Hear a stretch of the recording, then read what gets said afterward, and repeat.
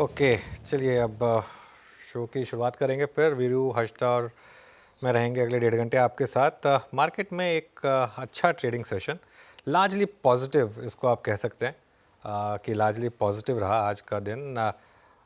Nifty में थोड़ा सा वॉलेटिलिटी थी शुरू में, लेकिन अब देखिए आप डे हाई के काफ़ी करीब। मिड कैप में भी अब रिकवरी आ गई है। बैंक निफ्टी में हल्की सी तेज़ी है। मिड कैप इंडेक्स हालांकि जब मैंने भेजा था तब रेड में ही था, लेकिन अब ग्रीन में आ गया, ऑलमोस्ट ग्रीन में आ गया, ग्रीन में भी आ गया था, लेकिन लोअर लेवल से तो शानदार रिकवरी, करीब 250 पॉइंट की रिकवरी मिड कैप इंडेक्स में।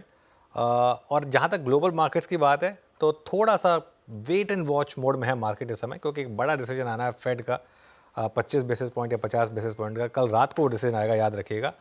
तो उससे पहले मार्केट थोड़ा सा कंसोलिडेशन भी शायद करने के मूड में है। Veeru, Harshita, good afternoon. Good afternoon Anuj. आज की क्लोजिंग के लिए कंसिडरिंग हमने 25,445 का लेवल देखा है, तो उसके ऊपर जाना जरूरी है या फिर 400 के ऊपर भी क्लोज संतोषजनक रहेगा? देखिए हर्षिता, मार्केट इस समय एक ऐसे फेज में है, ना लेते बनता है ना इसको मतलब छोड़ते बनता है। हाँ। ये मार्केट ऐसी स्टेज में आ गई। इसके लिए मैं बार बार एक चीज़ बोलता हूँ कि जब डिप्स आती है ना तब बाय करिए, क्योंकि ऐसे में लेना टफ हो जाता है। वैसे भी मैं मेरे व्यू पे इंटैक्ट हूँ। अगले 2 दिन के लिए मार्केट फ्रेश पोजीशन लेने के लिए नहीं है। पहली बात तो लेवल की बात आपने की 25,445, 25,450 मान लीजिए। 25,450 के ऊपर मुझे लग रहा है कि उसके ऊपर ही नई तेज़ी होगी। और ये ज़्यादा अभी रिस्क लेने वाला मार्केट है नहीं इस समय। रिस्क रिवॉर्ड जो है ना वो बहुत ख़राब है। ये मार्केट ईजिली फेड के फैसले के बाद 400 पॉइंट गिर सकता है। हाँ, अगर तो 400 पॉइंट का रिस्क होता और 800-1200 पॉइंट की रैली होती तो मैं कहता फिर भी चलिए ठीक है, रिस्क रिवॉर्ड फेवर में है। लेकिन ऐसा रिस्क रिवॉर्ड कोई आपके फेवर में नहीं है। लेकिन अगर आपके पास लॉन्ग है, जो होना चाहिए, तो कोई दिक्कत नहीं है। 40, 50, 60 पॉइंट रोज ऐड ही कर रहे हैं ना आप, तो उसमें कोई दिक्कत नहीं है। वो आपके उसमें ऐड ही हो रहे हैं।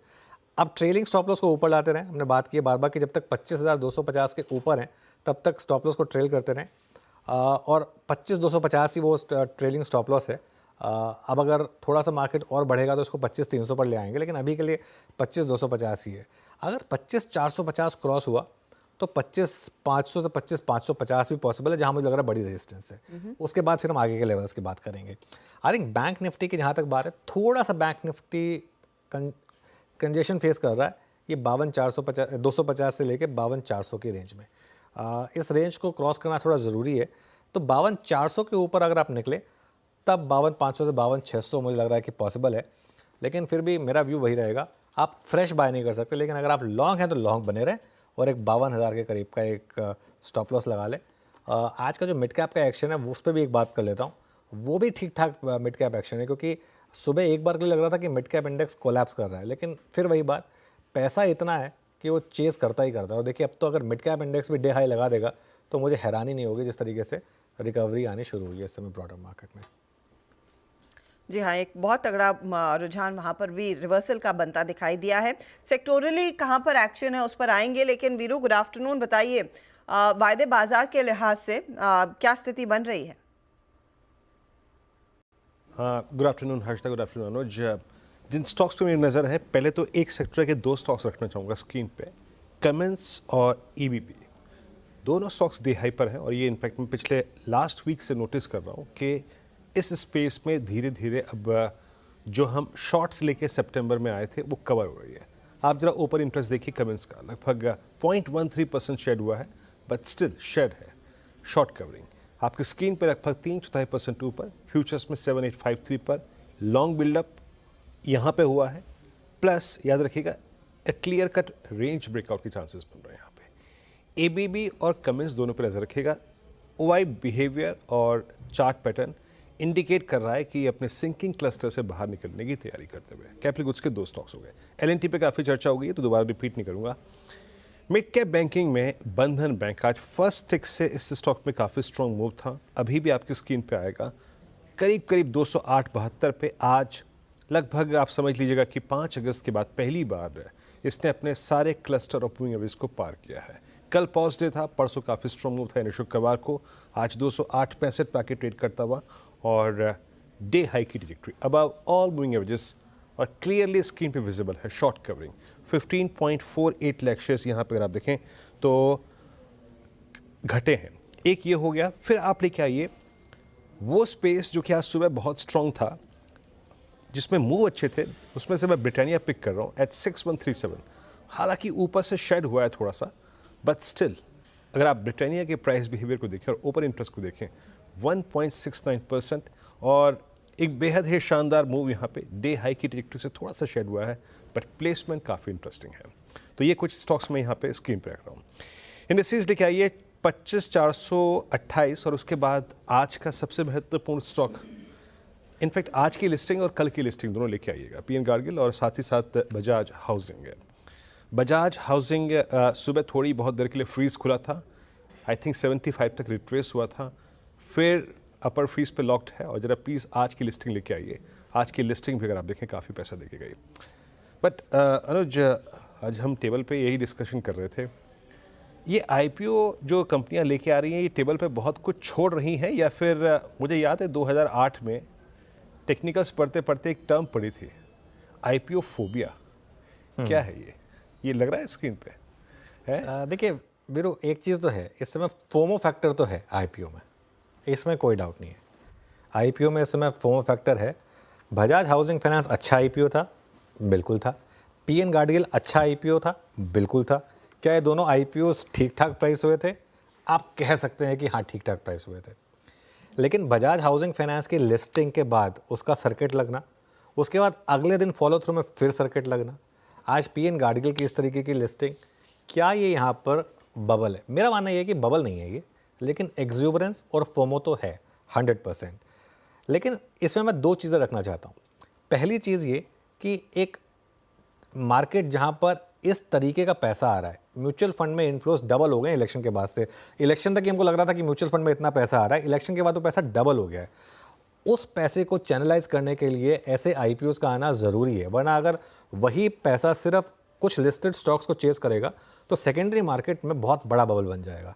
तो उस हिसाब से ज़रूरी है कि नया पेपर आए, क्योंकि नया पेपर क्या करता है, और नए पेपर में नॉर्मली प्रमोटर बेचते हैं या इंसाइडर्स बेचते हैं जो ऑलरेडी काफ़ी पैसा बना चुके होते हैं, लेकिन एक साइकिल आती है जिसमें सेकेंडरी शेयर होल्डर्स को पैसा बनाने का मौका मिलता है। तो उस हिसाब से ये एक ज़रूरी है कि जिस तरीके का इनफ्लो मार्केट में, अब तो एफआईएस की तरफ से भी पैसा आने लगा है, तो ये पैसा जाएगा कहाँ इवेंचुअली? वो सेम 25 स्टॉक्स तो नहीं चेज कर सकता।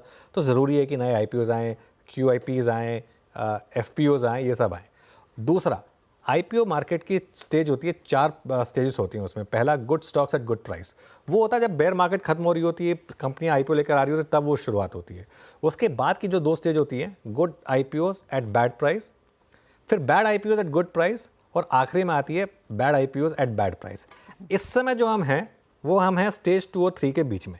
या तो आ रहे हैं good IPOs at bad price, या आ रहे हैं bad IPOs at good price. अभी भी हम bad IPOs at bad price के स्टेज में नहीं आए हैं। Good IPO at good price को तो हम बहुत पीछे छोड़ आए हैं। तो उस हिसाब से good IPO at good price था इरिडा का इशू फॉर एग्जांपल, उसको तो हम बहुत पीछे छोड़ आए हैं। लेकिन अभी भी हम लास्ट स्टेज पे नहीं पहुंचे हैं, bad IPO at bad price. वो जब आएगा तब थोड़ा डरने की ज़रूरत होगी। और इस साल कई सारे और आईपीओस की लाइन है, तो बस उन्हीं को चौकन्ना रखना पड़ेगा कि प्राइसिंग कैसे करते हैं और of course quality of paper क्या है, वो पढ़ना काफ़ी ज़रूरी है। चलिए आगे इन सारे मुद्दों पर और of course Bajaj housing finance पर डिटेल में बातचीत करेंगे, लेकिन फटाफट से ट्रेंडिंग काउंटर्स और फिर हमारे जानकारों से भी रूबरू होते हैं। आज देखिए मोमेंटम फेवर में है तेज़ी की तरफ, तो ट्रेंडिंग में आपको तेज़ी वाले ट्रेड्स पहले दिखाएंगे। हीरो मोटो कॉप, इनफैक्ट 2 व्हीलर साइड पर काफ़ी बड़ा एक्शन है। हीरो मोटो, बजाज ऑटो जैसे काउंटर्स है जो 2-2.5% ऊपर है। भारतीय एयरटेल में एक अच्छा मूव बना, और एफएमसीजी मेजर ब्रिटानिया भी है जो आज करीब 1% तक के गेंस देखने को मिले हैं। आईजीएल एमजीएल, वो रिपोर्ट आने के साथ ही अंदाज़ा लग गया था कि आज के टॉप परफॉर्मर्स रहेंगे ये। मिड कैप आईटी में अच्छा स्ट्रेंथ है, बिरला सॉफ्ट वो लीड कर रहा है। जेएसपीएल में करीब 1.5% तक के गेंस, लेकिन कुछ ऐसे स्टॉक्स हैं जहां पर बैकफुट पर ट्रेड है। टाटा मोटर्स अंडर परफॉर्मर है आज। Eicher Motors, HDFC life, BPCL जैसे काउंटर्स है जहां पर दबाव देखने को मिला है। टाटा मोटर्स में ब्लॉक डील हुई, उसी के बाद वो दबाव बना। बायोकॉन, हैल, पिरामिल एंटरप्राइजेज और सिंजीन, ये वो काउंटर्स हैं जहां पर आज हमने देखा है कुछ मुनाफा वसूली देखने को मिली है। अब ऐसे में आपने ट्रेड क्या लेना है, किस तरफ लेना है, सब पर हमारे जानकार हैं। मार्केट स्मिथ इंडिया के मयूरेश जोशी फंडामेंटल्स पर एक राय देंगे। टेक्निकल कॉल्स के लिए प्रकाश काबा, मानस जायसवाल, प्रशांत सावंत, रचना वैद और सोनी पटनायक के साथ अमित सेठ हमारा साथ देने वाले हैं। यूएस फेड की बैठक से पहले आईटी कंपनियों में आज फोकस ज़रूर है। इनफैक्ट ये पूरा सेक्टर रेडार पर आगे आपके लिए रखेंगे। और 2:20 पर कॉर्पोरेट स्कैन में हमारे साथ सोनाटा सॉफ्टवेयर के सीएफओ भी जुड़ने वाले हैं, चक्रवर्ती साहब, उनसे होगी बातचीत। फिर 2:30 बजे यतिन आपको बताएंगे कि ओला इलेक्ट्रिक पर ब्रोकरेजेस क्यों बुलिश हो रही हैं, क्या आउटलुक है बिजनेस को लेकर स्पेशली। 2:35 पर फोकस रहेगा टाटा मोटर्स के शेयर पर। इसके साथ ही 2:40 पर कंचन आपको बताएंगी कि त्योहारों के सीजन में किन सेक्टर्स में कितना एक्शन बनता दिखाई देगा, बिजनेस कैसे पिकअप कर रहा है। 2:50 के करीब कोटक महिंद्रा एएमसी के chief investment officer equity Harsha Upadhyay को जोड़ेंगे। फिर 3 बजे डीलिंग रूम का जायजा यतिन के साथ।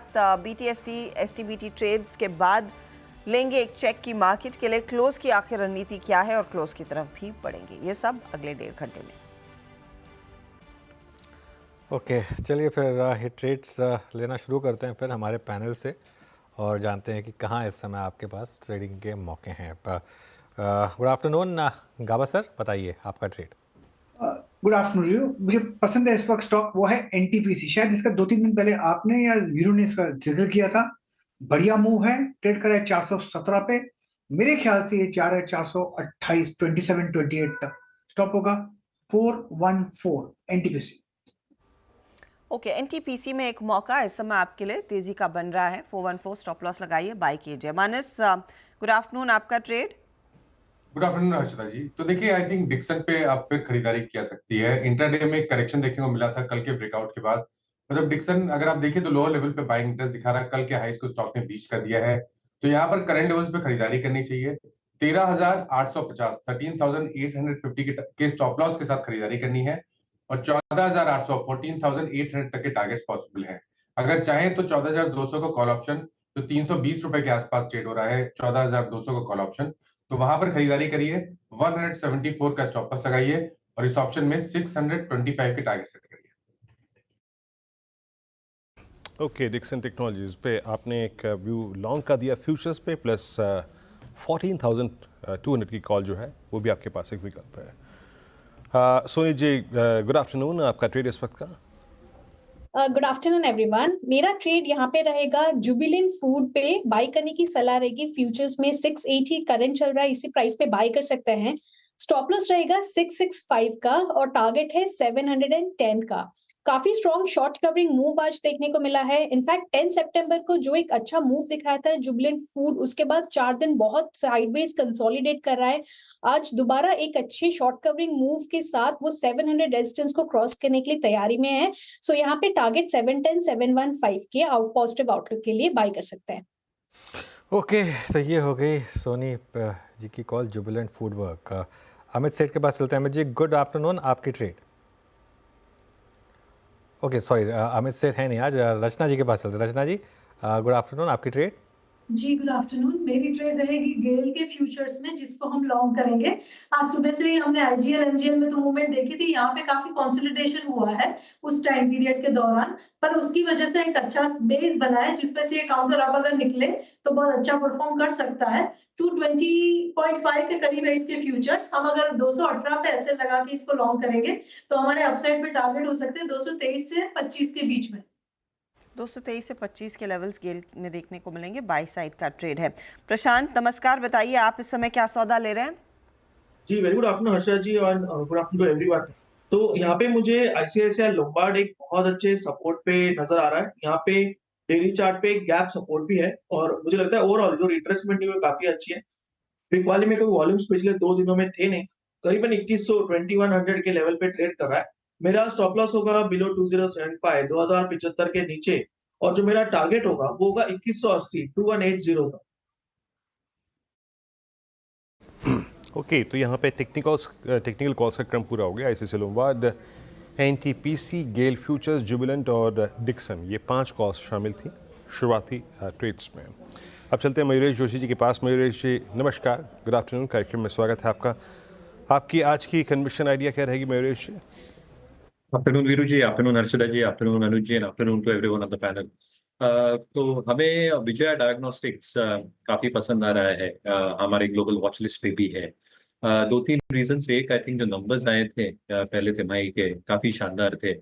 एक्सपेक्टेशन यही है कि जो इनकी EBITDA मार्जिन रेंज है 39 to 41%, ये शायद मेंटेन होंगी, क्योंकि जो रन रेट अभी हो रहा है Q1 में is quite commendable, almost 0.98 and almost 1 crore के आसपास फुटफॉल्स इनके 146 सेंटर्स में आए थे. A large part of their center base is based out of Hyderabad, which accounts for 80% odd, but a large part of diversification is underway over the next few quarters.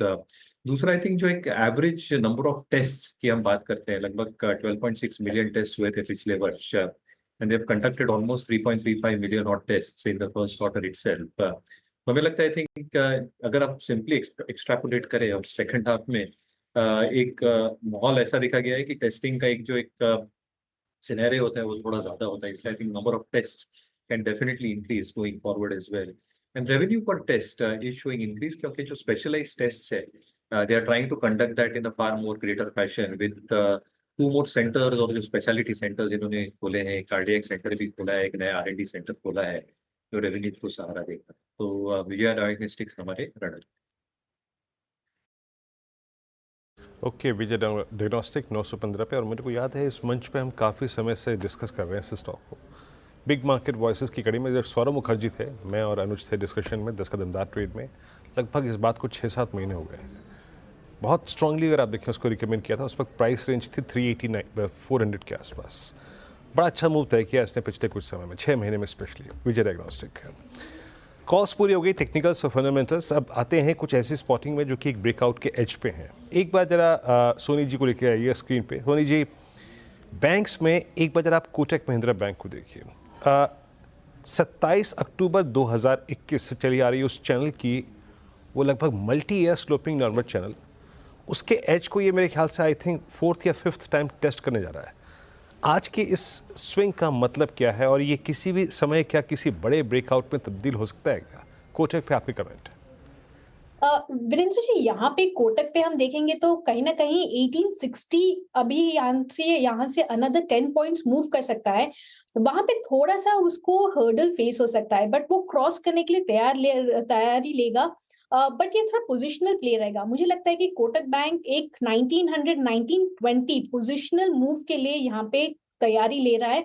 काफी strong base बना हुआ है अभी 1820 पे. सो longs hold कीजिए 1820 stop loss के साथ current level पे, और 1830 इस लेवल पे अक्यूमुलेट करके भी ले सकते हैं फ्रेश पोजीशन 1820 स्टॉप लॉस के साथ. 1920 का यहाँ पे एक टारगेट बैठ रहा है.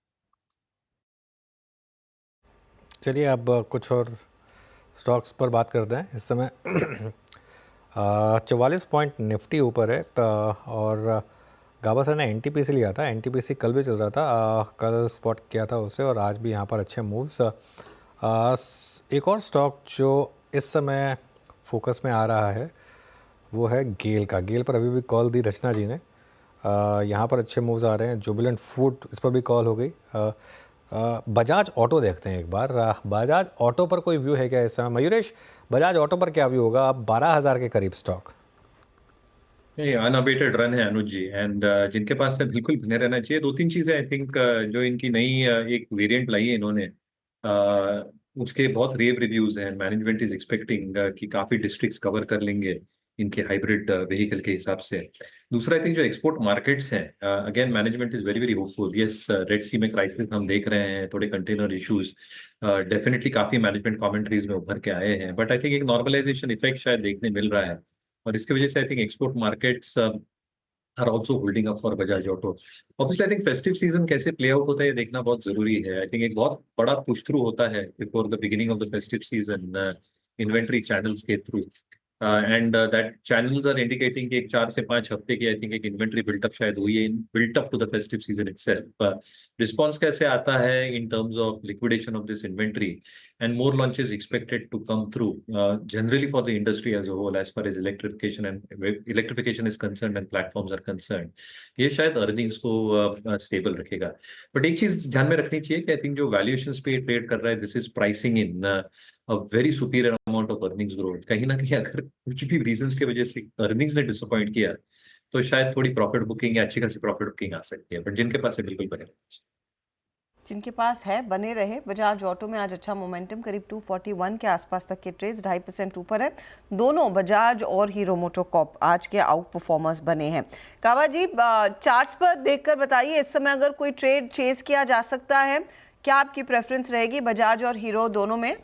बजाज ऑटो की पहले बात करते हैं। यहाँ पर एक बाय मोड पर है, थोड़ा स्ट्रेच है 11,934, ये 12,000 तो डेफिनेट चलाएगा, मैटर ऑफ टाइम वो तक चला जाएगा। हीरो में आज सुबह बहुत ही बढ़िया मोमेंटम था, मेरे क्लाइंट्स को मैंने ये रेकमेंड किया था, पहले डिस्क्लोज करूंगा। यहाँ पर भी अपमूव है, यहाँ पर भी 6,000 को जोन है, वहां तक जाना चाहिए बिल्कुल। मैटर ऑफ टाइम 5,900 एक स्टॉप पे अगर चले, 1:1 स्टॉप रिस्क रिवॉर्ड रेशियो है, लेकिन 6,000 पॉसिबल है, शायद उसके बाद भी एक हायर जोन देखने को मिल सकते हैं हीरो मोटर्स में। ओके, तो ये बजाज ऑटो में एक अच्छा खासा मोमेंटम। अच्छा, मोमेंटम तो वैसे निफ्टी में भी ज़ोरदार है। आप देखिए, हम सिर्फ 10-11 पॉइंट शिखर से दूर हैं और इस पर नज़रें रहेंगी। आज और कल में बड़े मूव्स की गुंजाइश आती हुई दिखाई दे सकती है, प्रोवाइडेड फेडरल रिजर्व वही कहे जो शायद मार्केट सुनना चाहता है रेट्स के लिहाज से। अनुज, मैं मेरे की फ्यूचर्स देख रही हूँ, डाउ फ्यूचर्स 70 पॉइंट ऊपर, नैस्डैक में 71 अंकों का इजाफा। कल शाम को फेडरल रिजर्व की तरफ से खुलासा होगा कि इतने सालों बाद फाइनली अगर वो रेट कट आएगा वो किस क्वांटम में आएगा। पहले तो मार्केट कितना सुनना चाहता है, क्योंकि दिल तो हमेशा मोर मांगता है, लेकिन एक संभला हुआ एक्शन लेना होगा, तो वो क्या होगा?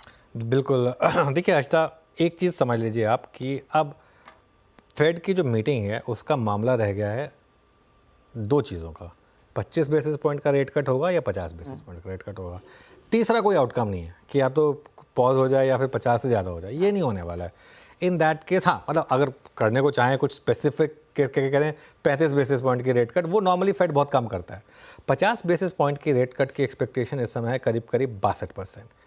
और आज एक रिटेल सेल्स का आंकड़ा भी आना, पता नहीं मुझे उसको कितना वेट मिलेगा, लेकिन जो फेड के कुछ पूर्व फॉर्मर गवर्नर्स हैं वो चाहते हैं कि 50 बेसिस पॉइंट का रेट कट हो। लेकिन मेरा ये मानना है कि, और जो मैंने मार्केट की साइकिल्स पढ़ी हैं, मेरा ये मानना है कि मार्केट के लिए बेस्ट केस का आउटकम होगा 25 बेसिस पॉइंट का रेट कट आए। 25 बेसिस पॉइंट का रेट कट अगर आएगा तो ऑब्वियसली शुरू में आपको थोड़ा डिसअपॉइंटिंग लगेगा और आप कहेंगे कि इसमें क्या है, ये तो कुछ भी नहीं है, और मार्केट शुरू में गिरेगा। उस गिरावट में मुझे लग रहा है बाइंग आएगी तेज़ी से। क्यों? क्योंकि वो मार्केट के लिए बेस्ट केस सिनेरियो होगा कि, और प्लस फेड की कमेंट्री उसको बैक करे कि इकोनॉमी ठीक ठाक है, रिसेशन में नहीं जा रही है, तो हमको जरूरत नहीं है 50 बेसिस पॉइंट की, लेकिन इन्फ्लेशन कंट्रोल में आ चुकी है, तो इसके लिए अब हम 25 बेसिस पॉइंट रेट कट करें। अगर वो वाली कमेंट्री और वो वाला रेट कट आएगा, वो मार्केट के लिए शुरू में डिसअपॉइंटिंग होगा, क्योंकि शुरू में तो मार्केट सिर्फ 25 या 50 पर रिएक्ट करेगा, कमेंट्री पर बाद में रिएक्ट करेगा, तो वो मार्केट गिरे, उसके बाद रिकवरी आ जाए। 50 बेसिस पॉइंट आया, अगर शुरू में उन्होंने बोल दिया कि 50 बेसिस पॉइंट का रेट कट है, तो मार्केट ऑब्वियसली एक बार के लिए आपको बम्प अप देगा, लेकिन वो बम्प अप मेरे ख्याल से 30-40 सेकंड लास्ट करेगा।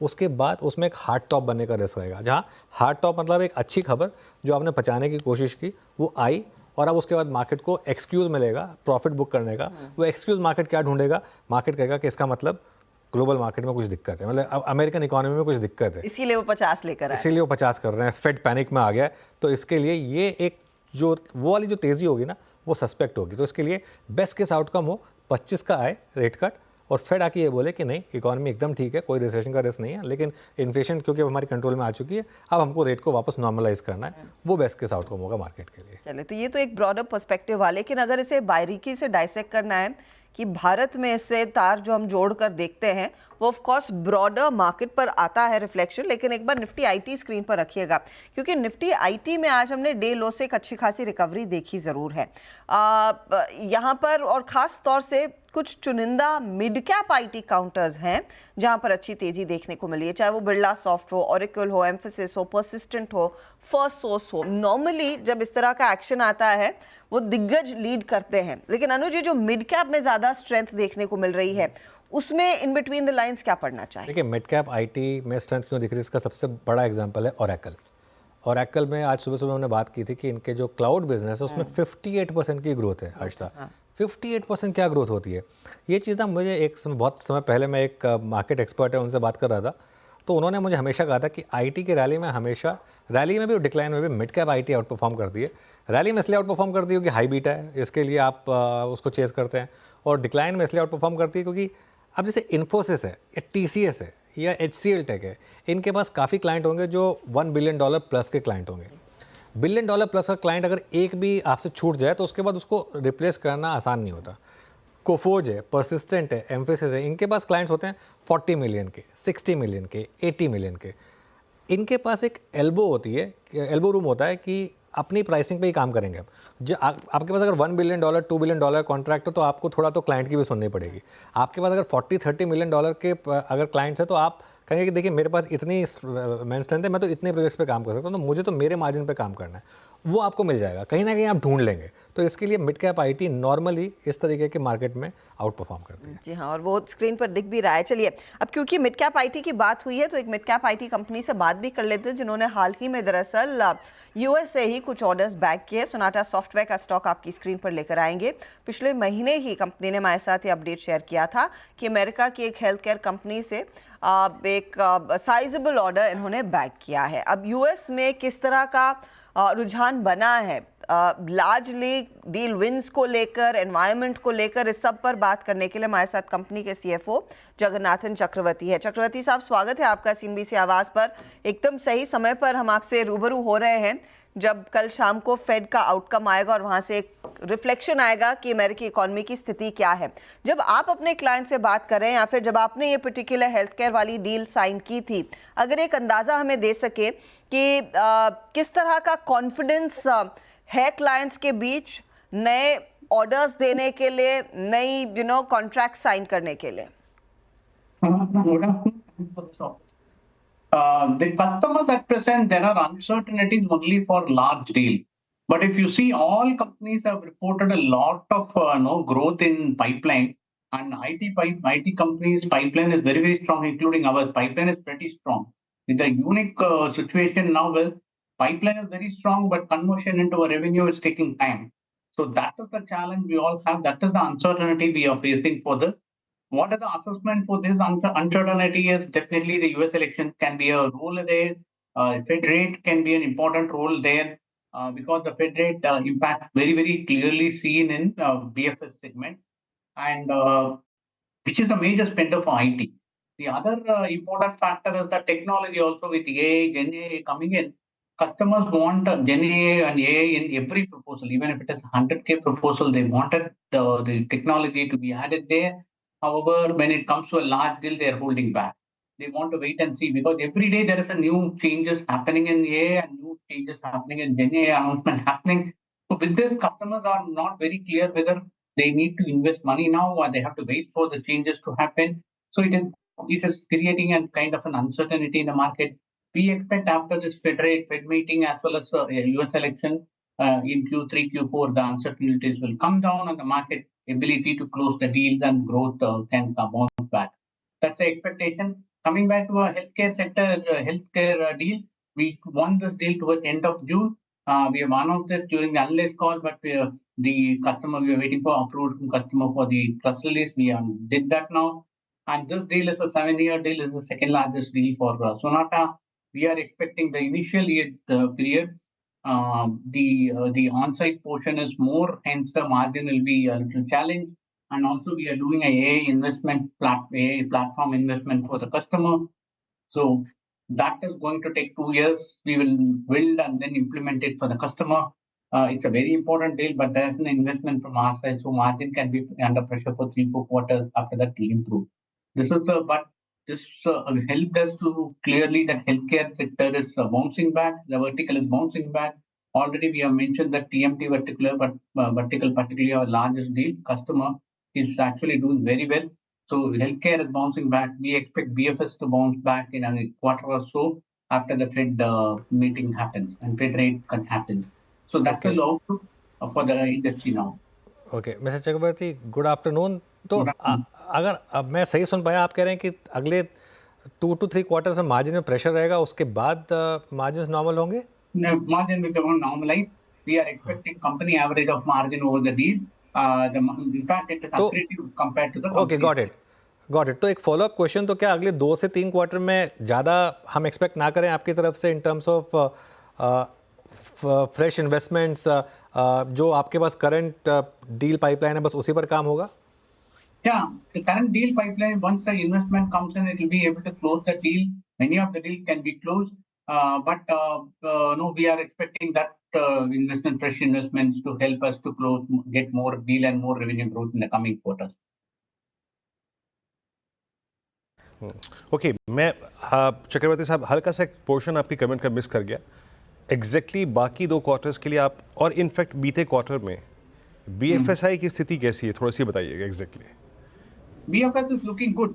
There are no discussions happening with customer, particularly retail banking. We are seeing a lot of green shoots there. We expect that this will spread to other areas in BFS and we'll be able to get more deals in a couple of quarters' time. But there is some uncertainty still, but it's better than what it was a couple of quarters back. BFS is definitely having some green shoots. Okay एक और बात sir क्योंकि अपने आप को AI generative के लिए prepare करने के लिए आपने एक लिटरेसी टारगेट रखा था 100% बाय FY25 ऑलमोस्ट मेरे ख्याल से 50% अचीव कर लिया था आपने इस टारगेट को आप FY25 तक मेट कर लेंगे If this is about our target of 1.5 billion, you are asking about? नहीं जनरेटिव AI लिटरेसी जो थी आपने अपनी जो वर्कफोर्स थी उसके लिए जो तय की थी That $1.5 billion we will achieve by FY27. We have mentioned that because of the market slowness, we are deferring it by one more year. We expect that the current level of growth will help us to reach there. Plus, we may be open for some acquisitions also. So next year, if some acquisitions are added on, then definitely we'll reach the target. On the AI part, that my colleague was also asking you, last two, what you mentioned in your con call was $50 million की deals कई सारी आप लोग back कर रहे हैं. ये किस segment से आ रही है, किस sector से आ रही है, अगर उसका एक थोड़ी सी clarity और दे सके? Yeah, at present, what we are seeing is particularly the AI deals are coming in more in the healthcare sector. There is an opportunities are coming in retail sector also. But retail sector as such is slow, hence very soft at present. Hence the other deals are happening in AI deals are happening in high tech as well as in the BFS is taking a little time because of data privacy and all these things. But healthcare and high tech we are seeing a trend happening. Some of the AI deals are coming from retail also.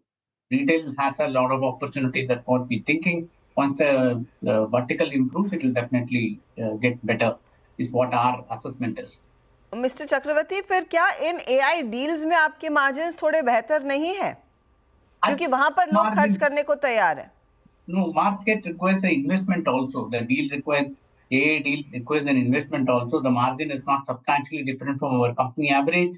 But what we expect is once the deal momentum gains as well as the customer gives a larger deal, we'll be able to improve the margin compared to other deals what we are getting. AI will be a premium service. AI will definitely have more margin, but the initial phase requires a lot of investment, and also the size of the deal is small at present. Hence, we are not able to make a bigger impact or bigger efficiencies in the margin front.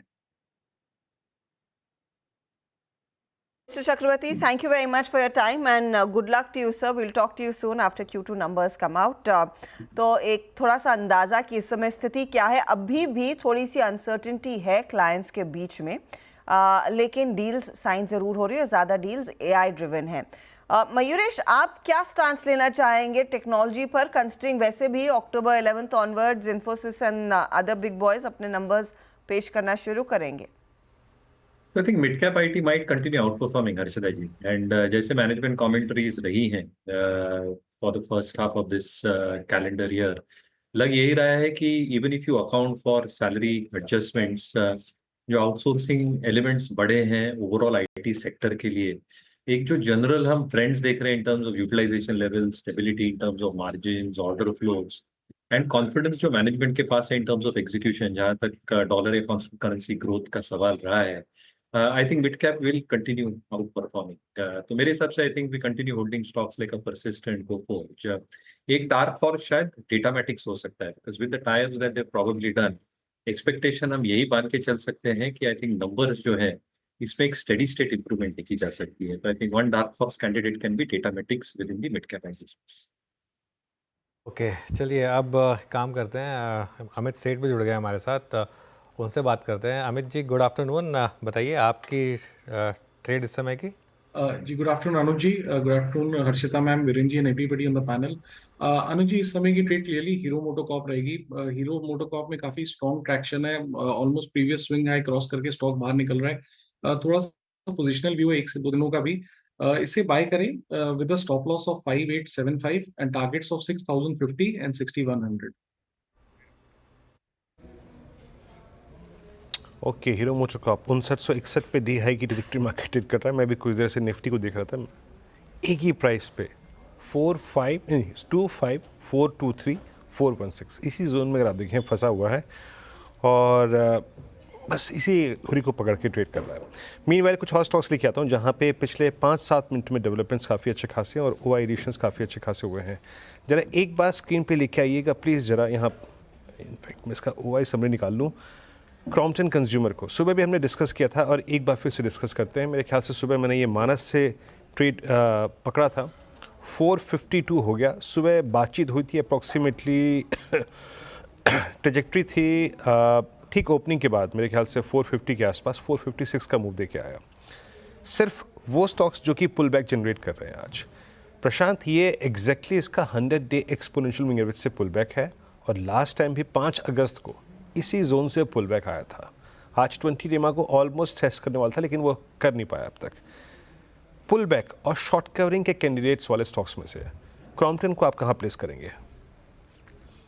तो वीरू जी, यहाँ पे अगर हम देखें तो सबसे strong support जो इसका डेली चार्ट पे वो एक गैप सपोर्ट है और वो आपको नजर आएगा करीबन 16 और 17 अगस्त के बीच 440 से लेके 445। तो मुझे लग रहा है कंफर्टेबली 440 के नीचे 438, 437, 437, 438 स्टॉप लॉस रख के लॉन्ग जाना चाहिए। और आपका टारगेट वन होगा, टारगेट वन सिर्फ एक रेजिस्टेंस के हिसाब से होगा 465 जो 20 दिनों की एवरेज है। बट ओवरऑल मुझे लग रहा है कि ये स्टॉक कंफर्टेबली 475, 480 के लेवल भी दिखा सकता है।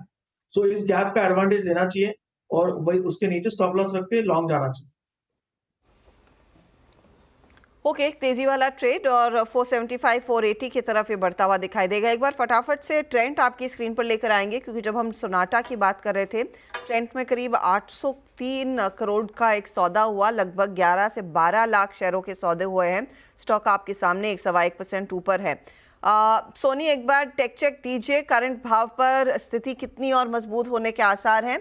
7400 हो गया देखते देखते काउंटर। हर्षदा जी, यहाँ पे ट्रेंड अगर पोजिशनली हम देखेंगे तो 7200 पे एक अच्छा सपोर्ट है। सो कहीं ना कहीं अगर करंट लेवल और 7300 इसी रेंज पे डिक्लाइंस पे थोड़ा सा बाई कीजिए तो वहां पे रिस्क रिवॉर्ड रेशियो फेवरेबल बैठेगा। बाई ऑन डिप्स की स्ट्रैटेजी रहेगी 7200 स्टॉप लॉस के साथ। स्टॉक यहाँ से पोजिशनली 7600 7650 को एक बार टेस्ट कर सकता है और ये अप ट्रेंड कंटिन्यू रहेगा। सो मुझे लगता है बाई ऑन डिप्स यहाँ पे बेस्ट रहेगा स्ट्रैटेजी। ओके, तो बाय ऑन डिप की स्ट्रैटेजी आपके लिए ट्रेंड पर यहाँ पर एक इंटरेस्टिंग एक्शन बनता हुआ दिखाई दिया है स्क्रीन पे। चलिए, एक और स्टॉक जो आजकल काफ़ी ज़्यादा तेज़ी बटोर रहा है वो है ओला इलेक्ट्रिक। स्टॉक आपकी स्क्रीन पर लेकर आएंगे। एक और सत्र जहां पर नई तेज़ी बनती दिखाई दी है, 10% का इजाफा अपर सर्किट पर है काउंटर। और आज सुबह में कुछ ब्रोकरेज रिपोर्ट्स आई थी जिन्होंने दरअसल इस कंपनी पर अपनी कवरेज शुरू की है। लेकिन तथ्य क्या रखे हैं, क्यों पसंद आ रहा है बोफा और साथ ही साथ गोल्डमैन सैक्स को ओला इलेक्ट्रिक? इन भावों पर टारगेट्स क्या हैं? यतिन के पास चलते हैं। यतिन, बताइए। Good afternoon Harshada. और देखिए, ओला इलेक्ट्रिक में 35% की अपसाइड लगती है bank of America Merrill Lynch को और गोल्डमैन सैक्स को लगती है 50% की अपसाइड। और दोनों ही जो फॉरेन ब्रोकरेजेस हैं वो ओला पे इसलिए बुलिश है क्योंकि जो इलेक्ट्रिक स्कूटर्स का अडॉप्शन है और जो पेनिट्रेशन रेट है, इनको लगता है आगे जाके बहुत बड़ा मार्केट बनने वाला है। इनफैक्ट अगर आप बोफा की रिपोर्ट देखें तो इनको लगता है कि जो इलेक्ट्रिक स्कूटर की प्राइसिंग है जो करंटली अभी 6.5% पेट्रोल की जो स्कूटर्स हैं, मोटरसाइकिल्स हैं, इनसे कम है कंपैरेटिवली, तो कहीं ना कहीं ये पूरा प्रोपोजिशन आकर्षक बनता जाएगा आगे जाके। अगर हम ईवी और सेल्स बेसिस पे देखें तो 4 का मल्टीपल अगर वहाँ दें तो लगभग 145-150 तक के टारगेट्स बनते हैं। इन हाउस बैटरी मैन्युफैक्चरिंग एक बड़ा गेम चेंजर होगा और गोल्डमैन सैक्स के हिसाब से जो आगे 5 वर्षों तक का जो CAGR ग्रोथ है यानी जो कंपाउंडेड ग्रोथ है वो 40% से ज़्यादा रहने वाला है। इनफैक्ट उनको लगता है कि जो एबिटा मार्जिन है लगभग 12% हो जाएंगे जो करंटली अभी 20% है नेगेटिव साइड पे। तो एक बड़ा टर्न अराउंड मार्जिन में जो ब्रोकरेज एक्सपेक्ट कर रहे हैं। हालांकि अगर आप EPS देखें तो जो EPS एस्टिमेट्स है बोफा के वो लगभग 80 पैसे का है FY27 में, यानी 2 साल बाद शायद कंपनी कमाई करना शुरू करे। हालांकि गोल्डमैन का जो एस्टिमेट FY27 का वो लॉस का है, ₹2 नेगेटिव EPS वो मान के चल रहे हैं, लेकिन EV टू सेल्स बेसिस पे शायद ब्रोकरेजेस को लगता है कि अभी भी यहाँ से ओला के स्टॉक में ऊपर जाने का दमखम है। ओके, ओला में अभी भी ऊपर जाने का दमखम है। यतिन शुक्रिया। मयूरेश, आपका क्या व्यू होगा ओला इलेक्ट्रिक पर? I think numbers will do the talking Anuj ji going forward. तो मुझे लगता है आई थिंक जो नए लॉन्चेस हैं जो हम एक्सपेक्ट कर सकते हैं कि जो डिमांड है अब तक not just for Ola but generally electrification के लिए, जनरली टू व्हीलर स्पेस के लिए, I think that should show an increasing trend with the kind of stability that one really expects, specifically I think battery management system को लेके going forward I think ये बहुत बड़ा एक game changer हो सकता है कि उसके वजह से कॉस्ट स्ट्रक्चर जो है ये अच्छा खासा कम हो सकता है। एंड आई थिंक जो इंफ्रास्ट्रक्चर है स्पेसिफिकली अर्बन एरियाज में as far EV charging is concerned, I think वो भी इंप्रूव हो रहा है। तो I think numbers will do the talking going forward. जिनके पास से बने रह सकते हैं, fresh investors will unfortunately have to wait for a good correction. Okay, चलिए अब कुछ रिसर्च लिंक्स करते हैं। टाटा मोटर्स में आज एक बड़ी ब्लॉक डील हुई जिसमें कंपनी ने 1 करोड़ 14 लाख शेयर बेचे। शेयर बेचकर जुटाई रकम DVR के फ्रैक्शनल शेयर होल्डर्स में बटेगी। एक पूरी खबर बताने के लिए दीपाली के पास चलते हैं। Deepali, good afternoon. बताइए इस ब्लॉक डील का DVR शेयर से क्या लेना देना है? दरअसल अनुज, जो टाटा मोटर्स और टाटा मोटर्स DVR का जब मर्जर अनाउंस हुआ था तो रेशियो अनाउंस किया गया था 10:7 का, यानी टाटा मोटर्स DVR के 10 शेयरों के बदले टाटा मोटर्स के 7 शेयर होल्डर्स को मिलने थे। अब इस मर्जर की जो रिकॉर्ड डेट थी वो 1 सितंबर थी। अब क्योंकि ये मर्जर रेशियो 10:7 का था तो काफ़ी ऐसे शेयर होल्डर्स हैं जिनके पास फ्रैक्शनल शेयर्स बचे हैं, यानी उनके कुछ शेयर्स कन्वर्ट हो गए टाटा मोटर्स के शेयर में, कुछ शेयर्स रह गए क्योंकि रेशियो 10:7 का था। अब क्योंकि टाटा मोटर्स DVR में ट्रेडिंग सस्पेंड हो चुकी है, 1 सितंबर रिकॉर्ड डेट थी, तो ये जो फ्रैक्शनल शेयर्स बचे, इन शेयर्स को आज टाटा मोटर्स ने ब्लॉक डील के जरिए बेचा है। और जो ये टोटल क्वांटिटी रही है इन फ्रैक्शनल शेयर्स की, वो 1.14 करोड़ की रही है। तो जो रकम जुटाई गई है आज इस ब्लॉक डील के जरिए, वो टाटा मोटर्स DVR के शेयर होल्डर्स को दी जाएगी उनके फ्रैक्शनल शेयर्स के बदले। कुछ शेयर्स उनके ऑलरेडी टाटा मोटर्स में कन्वर्ट हो गए और कुछ शेयर्स जो बचे थे उनकी रकम उनको दी जाएगी। तो ये ब्लॉक डील आज उन फ्रैक्शनल शेयर्स की हुई है और साथ ही साथ जो रकम आज जुटाई गई है उसमें से कुछ पोर्शन टैक्स लायबिलिटी पर भी चुकाया जाएगा। तो ये आज की ब्लॉक डील और उसकी डिटेल्स। तो टेक्निकल कारणों की वजह से वो ब्लॉक डील हुई, कंपनियों को पैसों की ज़रूरत थी और वो फ्रैक्शनल शेयर बेचकर इनके हाथ लगते हुए दिखाई दिए। लेकिन दीपाली, अब यहाँ से फोकस कंपनी का लार्जली इस फेस्टिव सीजन पर रहेगा, तो अगर एक अंदाज़ा दे सके कंपनी अपनी प्रोडक्शन कैसे रैंप अप कर रही है और साथ ही साथ किस तरह के ऑफर्स कंपनी की तरफ से आते हुए दिखाई देंगे? तो पहले तो हर्षदा मैं आगे की डेवलपमेंट क्विकली बता दूं। टाटा मोटर्स फोकस में अब यहाँ से इसलिए रहेगा क्योंकि 28 सितंबर को रानीपेट तमिलनाडु में कंपनी 9,000 करोड़ का जो इन्वेस्टमेंट कर रही है मैन्युफैक्चरिंग प्लांट पर, उसका इनॉग्रेशन करेगी। ये प्लांट बहुत इंपॉर्टेंट रहेगा टाटा मोटर्स के लिए क्योंकि यहाँ पर JLR और टाटा मोटर्स की EVs का प्रोडक्शन किया जाएगा और 9,000 करोड़ का एक बड़ा इन्वेस्टमेंट है। मार्च में कंपनी ने इनफैक्ट ये अनाउंस किया था। अब इसका जो एलोकेशन रहेगा उसमें 2/3 एलोकेशन JLR की गाड़ियों के लिए रहेगा और साथ ही साथ 1/3 एलोकेशन रहेगा टाटा मोटर्स के लिए। नए प्लेटफॉर्म पर जो टाटा मोटर्स की EV बनेगी उनका प्रोडक्शन यहीं किया जाएगा। खास बात यह है कि ऑलरेडी EV सेगमेंट में टाटा मोटर्स अच्छा कर रही है। ऑल्दो उनका जो ICE SUV पोर्टफोलियो है या पूरा SUV पोर्टफोलियो, वो उसमें कुछ सेलेक्ट मॉडल्स ही हैं जो अच्छा परफॉर्म कर रहे हैं। अब क्योंकि महिंद्रा SUV स्पेस में लीडर है और नेक्स्ट ईयर महिंद्रा की जो बॉर्न इलेक्ट्रिक EVs हैं वो मार्केट में आ जाएंगे तो कंपटीशन और इंटेंसिफाई हो जाएगा। तो उस पर्सपेक्टिव से डेवलपमेंट काफ़ी इंपॉर्टेंट रहेगी। तो एक तो ये चीज़ हुई। दूसरी तरफ अगर हम टाटा मोटर्स की रिसेंट सेल्स भी देखेंगे तो अगस्त में भी 3% के आसपास सेल्स YoY बेसिस पे ड्रॉप हुई हैं और इसीलिए कंपनी अपने SUV पोर्टफोलियो की सेल्स को इंप्रूव करने के लिए काफी डिस्काउंट्स ऑफर कर रही है। हिस्ट्री में पहली बार ऐसा हुआ है कि टाटा मोटर्स इतने ह्यूज डिस्काउंट्स दे रही है और एक नया प्रोग्राम कंपनी ने फेस्टिवल्स के लिए शुरू किया है। हैरियर और सफारी जो कि फ्लैगशिप SUVs है टाटा मोटर्स की, उन पर 2 लाख रुपए तक के डिस्काउंट्स आपको मिल रहे हैं। सिर्फ एक पंच पंच ईवी और कर्व जो कि लेटेस्ट ऑफरिंग है टाटा के पोर्टफोलियो से, इन पर आपको कोई डिस्काउंट्स नहीं मिल रहे हैं। अदरवाइज ज़्यादातर गाड़ियों पर काफ़ी अच्छे डिस्काउंट्स टाटा मोटर्स दे रही है। ऑल्दो टाटा मोटर्स ही सिर्फ एसयूवी पोर्टफोलियो पर डिस्काउंट्स नहीं दे रही, अगर आप बाकी एमएनएम या फिर बाकी ब्रांड्स के एसयूवी पोर्शन को देखेंगे तो वहां भी अच्छे डिस्काउंट्स दिए जा रहे हैं। तो एक समय का जो हॉट सेलिंग एसयूवी सेगमेंट रहा है वहां पर थोड़ी सी डिमांड जो है वो लेगार्ड हुई है। ऑल्दो ज़्यादातर कंपनीज एक्सपेक्ट कर रही हैं कि यहाँ से गोइंग फॉरवर्ड अर्बन डिमांड थोड़ी सी इंप्रूव होती हुई दिखाई देगी। ओके, टाटा मोटर्स स्टॉक में अच्छी खासी करेक्शन हो चुकी है एक्चुअली। गाबा सर, क्या करें हम स्टॉक में? बात हुई थी सुबह, लेकिन कोई इंडिकेशन है कि बस आज ये करेक्शन खत्म होगी शायद? 950 एक स्ट्रॉन्ग सपोर्ट जोन है जहां पर 200 डे मूविंग एवरेज है, समझ जाए तो शायद वहां पर समझ जाए 950 940 जोन्स, मतलब और एक डाउन मूव मिलता है तो फिर स्ट्रेच हो सकता है डाउन मूव, लेकिन बाय सिग्नल मिलेगा जब वो 1000 के पार चला जाए। इसको 3 डिजिट टू 4 डिजिट होना जरूरी है, एक बार वो हो जाए फिर मेरे ख्याल से अपू ऑन है। बिल्कुल 4 डिजिट हो जाए तो अब इम्पॉर्टेंट है। अच्छा, आज एक और चीज़ खास है और हर्षिता के लिए तो डबल खास है भाई, आप तो खैर यहीं पर बड़ी बड़ी हैं। तो आज विसर्जन का आखिरी दिन है, सबसे बड़ा वाला विसर्जन, और आज पूरे दिन आपको गणपति बप्पा मोरया, इनफैक्ट कल सुबह जब हम शो की शुरुआत करेंगे तब तक ये प्रोसेशन चल रहा होगा। और एक्चुअली जो सबसे बड़ा वाला विसर्जन है, जो लाल बागचा राजा का जो विसर्जन होता है, वो तो कल सुबह ही होगा, अर्ली मॉर्निंग, मतलब उसमें तो इतना टाइम लग जाएगा बाय द टाइम बप्पा की विदाई होगी। और एक बप्पा की विदाई, गणपति बप्पा मोरया, अगले बरस तो जल्दी आई, ये नारे के साथ ही एक और चीज़ की शुरुआत होती है फेस्टिव सीज़न की। जी हाँ, फेस्टिव सीज़न लंबा चलता है और इस बार काफ़ी सुना है कि शादियां भी बहुत हो रही हैं इस साल। तो इस फेस्टिव सीज़न में किन सेक्टर्स और स्टॉक्स पर नज़र रहेगी, ये जानने के लिए कंचन के पास चलते हैं। कंचन, गुड आफ्टरनून। Good afternoon. जैसे कि आपने बोला कि गणेश चतुर्थी के साथ ही इंडिया में फेस्टिव सीजन की शुरुआत हो गई है और यहाँ पे काफ़ी सारे ट्रिगर्स हमें देखने को मिल सकते हैं। फेस्टिव सीजन है जिसके चलते जो कंपनीज है वो काफ़ी सारे बम्पर डिस्काउंट ऑफर करती है। यही नहीं बल्कि शादियों का जो सीज़न है वो भी अब आने वाला है। अगर हम गणेश चतुर्थी की पर्टिकुलरली बात करें तो CIAT की अगर एक रिपोर्ट देखें तो यहाँ पे जो एक्सपेंडिचर का अनुमान लगाया गया है वो है करीबन 25,000 करोड़ का।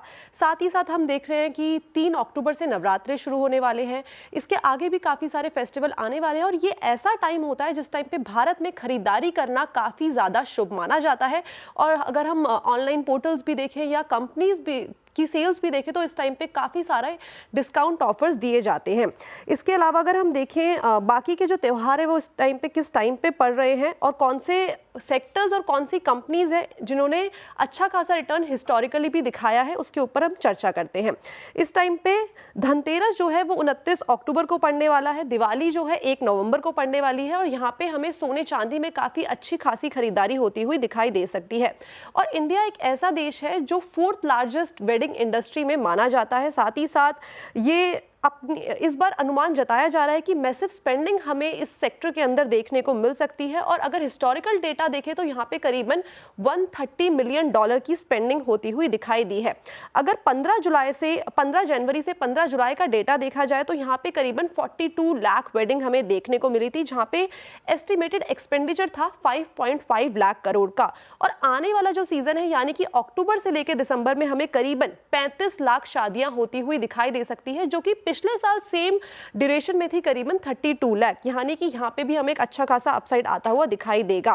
अब अगर शेयर्स की बात करी जाए तो कौन से शेयर्स ने हमें पिछले साल सेम क्वार्टर में इतना रिटर्न जनरेट करके दिया था, तो इंडिगो यहाँ पे हमें 22% का अपसाइड देखने को मिला था, टाइटन में 18% का अपसाइड, हीरो मोटोकॉर्प पे करीबन 42% का अपसाइड, लेमन ट्री में एट द सेम टाइम 11% का अपसाइड, ज्वेलरी सेक्टर में अगर कल्याण ज्वेलर की बात करी जाए तो 45% का अपसाइड, अरविंद फैशन में 27% का अपसाइड, इंटरग्लोब एविएशन क्योंकि टूरिज्म इस टाइम पे काफ़ी ज़्यादा बढ़ जाता है तो 22% का अपसाइड यहाँ पे भी देखने को मिला था, टाइटन में 18% का अपसाइड, लेमन ट्री में 11% का अपसाइड और सेनको गोल्ड में भी हमें करीबन 11% का अपसाइड देखने को मिला था।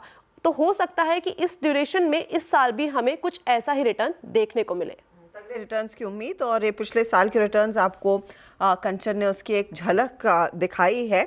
आपको याद होगा जब हम पिछले क्वार्टर इंडियन होटल के मैनेजमेंट से बात कर रहे थे, उन्होंने यही कहा था कि देखिए अब की बारी जो वेडिंग सीजन है वो डिले हुआ था और उसका एक पूरा जलवा आपको इस पर्टिकुलर आने वाले क्वार्टर में साफ देखने को मिलेगा। तो Mayuresh, coming back to basics, त्योहारों के सीजन में किस तरह के स्टॉक्स, किन सेक्टर्स पर आप इस समय दाव लगाना चाहेंगे? आपकी टॉप पिक क्या होगी अगर आज से कुछ स्टॉक इस थीम में खरीदना है? I think looking at the theme, और जैसे आपके एनालिस्ट ने बहुत खूबी से कहा, मुझे लगता है I think apparel stocks definitely focus में रहेंगे, और इसको मद्देनजर रखते हुए आई थिंक स्टॉक्स लाइक मान्यवर as an example, AB retail, I mean AB fashion as an example, Raymond lifestyle, जो I think बहुत बड़ी तरह से I think wedding wear में भी है, ये सारे stocks definitely radar पे रह सकते हैं. Obviously, I think gold and jewelry is something that gets closely associated with the wedding season itself.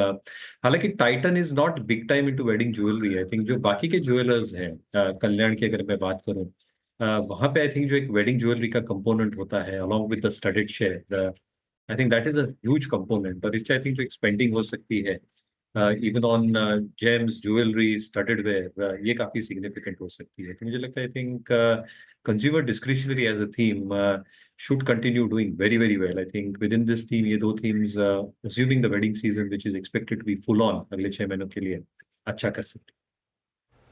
Okay, चलिए फिर अब एक काम करते हैं. अब 4 का चौका का आपको सीक्वेंस बताते हैं. सबसे पहले सस्ता ऑप्शन लेंगे सोनी पटनायक से, उसके बाद FNO सुपरस्टार रचना वैद्य से, अमित सेठ बताएंगे चार्ट का चमत्कार, और मयूरेश लेंगे मिड कैप फंडा. तो सोनी जी, आप शुरुआत करिए चार्ट सस्ता ऑप्शन के साथ. अनुज जी, यहाँ पे सस्ता ऑप्शन में M&M की सितंबर सीरीज 2850 कॉल ऑप्शन रेकमेंड करना चाहते हैं 19.5 पे. स्टॉप लॉस रहेगा 13 रुपए का, टारगेट है 26 और 30 का यहाँ पे टारगेट है. एक अच्छे सपोर्ट 2960 यहाँ पे देखने को, 2860 पे काफी स्ट्रॉन्ग सपोर्ट है. सो कहीं ना कहीं स्टॉक पॉजिटिव आउटलुक बन रहा है. यहाँ पे 28 हर्डल को क्रॉस करेगा तो टुवर्ड्स 2900 एक बार अटेम्प्ट ले सकता है. सो कहीं ना कहीं यहाँ पे पॉजिटिव आउटलुक के लिए 2850 कॉल ऑप्शन में पार्टिसिपेट कर सकता है. ओके, तो ये फिलहाल आपके लिए M&M 2850 के लिए एक मौका, 2850 का कॉल लेने का मौका, जो आपको 20 रुपए के आसपास दिखाई दे रहा है. अगला ट्रेड ऑफ कोर्स है रचना जी का, जो आपको बताएंगी अब FNO सुपरस्टार. जी, मेरी तरफ से FNO सुपरस्टार में रहेगा हेवल्स का फ्यूचर्स, जिसको हम लॉन्ग करेंगे. हमने इसका ऑप्शंस का ट्रेड अपने क्लाइंट्स को भी दिया हुआ है. यहाँ हम फ्यूचर्स की बात कर रहे हैं. फ्यूचर्स में अगर लॉन्ग करके 1990 पे स्टॉप लॉस लगाया जाए तो मेरे हिसाब से ये काउंटर 2020 और 2040 दो टारगेट्स करना चाहिए. ओके, हेवल्स आपका ट्रेड है. इसके बाद चलते हैं 4 के चमत्कार ट्रेड पिक करने के लिए अमित जी के पास. अमित जी, क्या ट्रेड पिक कर रहे हैं आप? जी वीरेंद्र जी, चार्ट का चमत्कार इस समय का रहेगा भारतीय एयरटेल. भारतीय एयरटेल लगभग 52 वीक हाई पे ट्रेड कर रहा है. 2 दिन का इसने एक रेस्ट लिया था काफी नैरो रेंज में, और उसके बाद हम वापस आज एक अपटिक देख रहे हैं. ओवरऑल मोमेंटम इंडिकेटर्स इसके काफी स्ट्रॉन्ग और पॉजिटिव हैं. भारतीय के टारगेट्स रहेंगे 1700 और 1720 के. स्टॉप लॉस रहेगा 1630 का. ओके, और मिड कैप फंडा के लिए अब मयूरेश के पास चलते हैं. मयूरेश, बताइए क्या पिक कर रहे हैं? हमें ऑटो एंसरेज पे सुब्रोस काफी पसंद आ रहा है, क्योंकि जो मार्केट लीडरशिप पोजीशन है अनुज जी एयर कंडीशनिंग सिस्टम में, ये बरकरार है और बरकरार रहेगी. आई थिंक 2-3 चीजें जो इंटरेस्टिंग हो रही है. एक, जो mandatory air condition cabins introduce होंगे October 1 से सारे ट्रक्स के लिए. So any new truck which is manufactured will need to have AC cabins compulsorily fitted in, और इसलिए आई थिंक जो इनकी मार्केट लीडरशिप है within this space, they should continue doing very very well. दूसरा, I think जो electrical vehicle buses हम देख रहे हैं, यहाँ पे जो पेनिट्रेशन सुब्रोस कर रही है, और यहाँ पे जो इन्होंने डेवलप किए हैं kits specifically I think EV buses के लिए, कंटेंट पर kit is almost 60,000 to 1,00,000 rupees more than the traditional trucks itself. इसलिए मैनेजमेंट का जो एक एक्सपेक्टेशन है, maintaining market share and improving it going forward, higher double digit revenue growth, margin जो 10% इन्होंने पहले तिमाही में रिपोर्ट किए थे, वहां पे एक अच्छा खासा आई थिंक सुधार देखने मिल सकता है. Very very strong balance sheet, very very strong institutional ownership, और इसलिए हमें लगता है आई थिंक अर्निंग्स ग्रोथ काफी सुपीरियर रह सकता है for all these factors put together. तो सुब्रोस एक विकल्प रहेगा एट मार्केट. ओके, सुब्रोस एक अच्छा विकल्प है, ये आपके लिए आ रहा है मिड कैप फंडा. चलिए मैं सारे ट्रेड्स आपके लिए रिकैप कर रही हूँ. सस्ता ऑप्शन की शुरुआत हमने सोनी पटनायक के साथ की. M&M का 2850 वाला कॉल इन्होंने सजेस्ट किया, 20 पर था, इस समय 2160 हो चुका है. टारगेट इनका 26 और आगे 30 है, स्टॉप लॉस 13 का रहेगा। हेवल्स पसंद है रचना को 2020-2040 के लिए एक मौका खरीदारी का, 1990 आपके लिए स्टॉप लॉस का काम करेगा। दूसरी तरफ अमित सेठ को पसंद आ रहा है भारतीय एयरटेल 1700-1720 के टारगेट के लिए 1630 का आप स्टॉप लॉस लगाएंगे। और सुब्रोस ये है पिक इस समय मयूरेश की 778-80 के आसपास है, यहाँ पर एक अच्छा मौका खरीदारी का आपको दिख भी रहा है। चलिए कुछ और स्टॉक्स की बात करते हैं और फोकस में रिन्यूएबल एनर्जी वाली कंपनी सुजलॉन आपकी स्क्रीन पर आएगी। भारत 300 गीगावाट रिन्यूएबल एनर्जी उत्पादन के लक्ष्य पर काम कर रहा है। इस लक्ष्य में सुजलॉन एनर्जी की बड़ी भूमिका भी है, जो कि रिन्यूएबल और खासकर विंड एनर्जी की जानी मानी कंपनी है। देश के अक्षय ऊर्जा मिशन और कंपनी की योजनाओं पर हमारे संवाददाता केतन जोशी ने सुजलॉन एनर्जी के वाइस चेयरमैन गिरीश तांती से खास बात की, उसका एक अंश आपके सामने। प्रधानमंत्री ने तो आप लोगों को एक बड़ा लक्ष्य दे दिया है, 300 गीगावाट प्लस करना है 6 साल में। सुजलॉन कहां पर इसमें हमको 6 साल में दिखेगा? उसमें देखें तो आज पूरी कंट्री का जो इंस्टॉलेशंस है उसमें विंड में अगर देखें तो सुजलॉन का करीबन 32% मार्केट शेयर है। तो जो भी कैपेसिटी लगाया हुआ है आज उसमें से 47 गीगावाट्स टोटल कंट्री में लगाया हुआ है, उसमें से सुजलॉन ने खुद ने 15 गीगावाट तक बनाया हुआ है। आगे का जो डिमांड है और जो ये लक्ष्य भी है हमारा कंट्री का, हम कोशिश तो यही रहेगी कि यही मार्केट शेयर हम कंटिन्यू करें, तो वही तरीके से काम कर रहे हैं। कहाँ कहाँ इंस्टॉल कैपेसिटी हम देखेंगे आने वाले समय में? गुजरात भी एक बहुत बड़ा सेंटर है, पहले से भी है, तो सुजलॉन का कहाँ कहाँ इन्वेस्टमेंट पॉकेट रहेगा जहाँ पर रिन्यूएबल एनर्जी में हम थोड़ा काम कर पाए? उसमें देखें तो ज़्यादा तक इन्वेस्टमेंट्स जो है करीबन 8-9 स्टेट्स में आएगा। सबसे पहले अगर नॉर्थ से चालू करें तो राजस्थान स्टेट है, जहाँ दोनों विंड एंड सोलार का बहुत अच्छा पोटेंशियल है, तो वहाँ ग्रोथ अच्छा होगा। गुजरात ऑफ कोर्स सबसे नंबर 1 पे है और वो नंबर 1 पे ही मेरे हिसाब से जो तरीके से जा रहा है रहेगा, तो बहुत अच्छा डेवलपमेंट है। महाराष्ट्र में भी अच्छा डेवलपमेंट है, वहाँ भी विंड एंड सोलार दोनों का डेवलपमेंट रहेगा। एमपी दूसरा स्टेट है, थोड़ा स्लो चालू हुआ है, धीरे धीरे करके वो भी पिकअप करेगा। साउथ में दिग्गज स्टेट्स है, सबसे बड़ा जो है वो तमिलनाडु है, कर्नाटका है, आंध्र प्रदेश अभी काफ़ी बड़ा काम करेगा, तेलंगाना भी करेगा। तो करीबन ये 8-9 स्टेट्स है जिसके पास विंड, सोलर और लोड जो मार्केट बोलते हैं वो सब तीनों का कन्वर्जेंस अच्छा है, जिसकी वजह से ये स्टेट्स में सबसे ज़्यादा काम होगा। सुजलॉन कितना कंट्रीब्यूशन करेगा आने वाले 5 साल में? कितने मेगावाट पर और उसके ऊपर कितना निवेश की हम संभावना रखें? उसमें अगर आप देखें तो अगले 5-6 साल की बात करते हैं हम, 2030 का जो टारगेट है कि 100 गीगावाट विंड में करने का है, जो आज इंडस्ट्री 47 गीगावाट्स पे है, तो उसको लेके ये जो करीबन 60 गीगावाट का अभी जो मार्केट डिमांड है जो करना है, तो उसमें भी हम टारगेट तो यही रहेगा कि 25% से 30% का उसमें हमारा मार्केट शेयर रहेगा। ओके, चलिए अब एक काम करते हैं, एक छोटा सा ब्रेक लेते हैं, उसके बाद हमारे साथ बिग मार्केट वॉइसेस में चर्चा करने के लिए कोटक महिंद्रा एएमसी के सीईओ इक्विटी हर्षा उपाध्याय जुड़ेंगे, उनसे करेंगे खास बातचीत।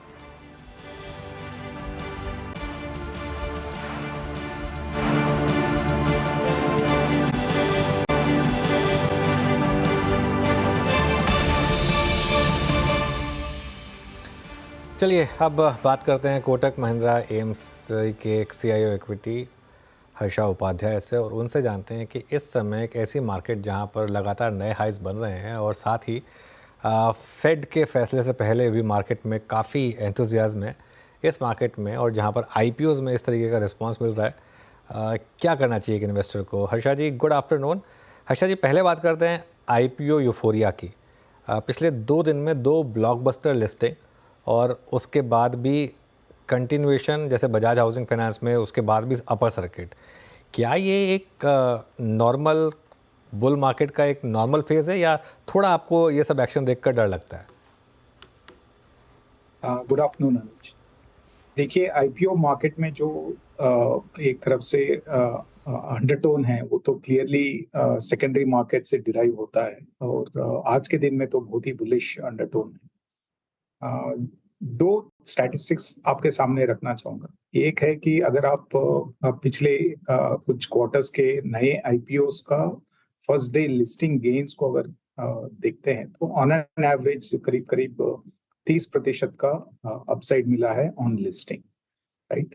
तो ये देख के काफी सारे निवेशक उत्तेजित होते हैं कि निवेश करना चाहिए क्योंकि आईपीओ में बहुत पैसा बनता है। लेकिन हमें ये भी याद रखना चाहिए कि कितना अलॉटमेंट मिलता है और क्या होता है उसके बाद, अगर आप इनिशियली जो शॉर्ट टर्म अपसाइड आता है उसको अगर आप कैप्चर नहीं कर पाते। अगर आप पिछले 6 साल के आईपीओस देखेंगे और उनके परफॉर्मेंस देखेंगे 1 साल के बाद, यानी कि जब लिस्ट हो जाते हैं और उसके 1 साल के बाद क्या उनका परफॉर्मेंस है, केवल 17% आईपीओस पॉजिटिव रिटर्न्स देते हैं 1 साल के बाद।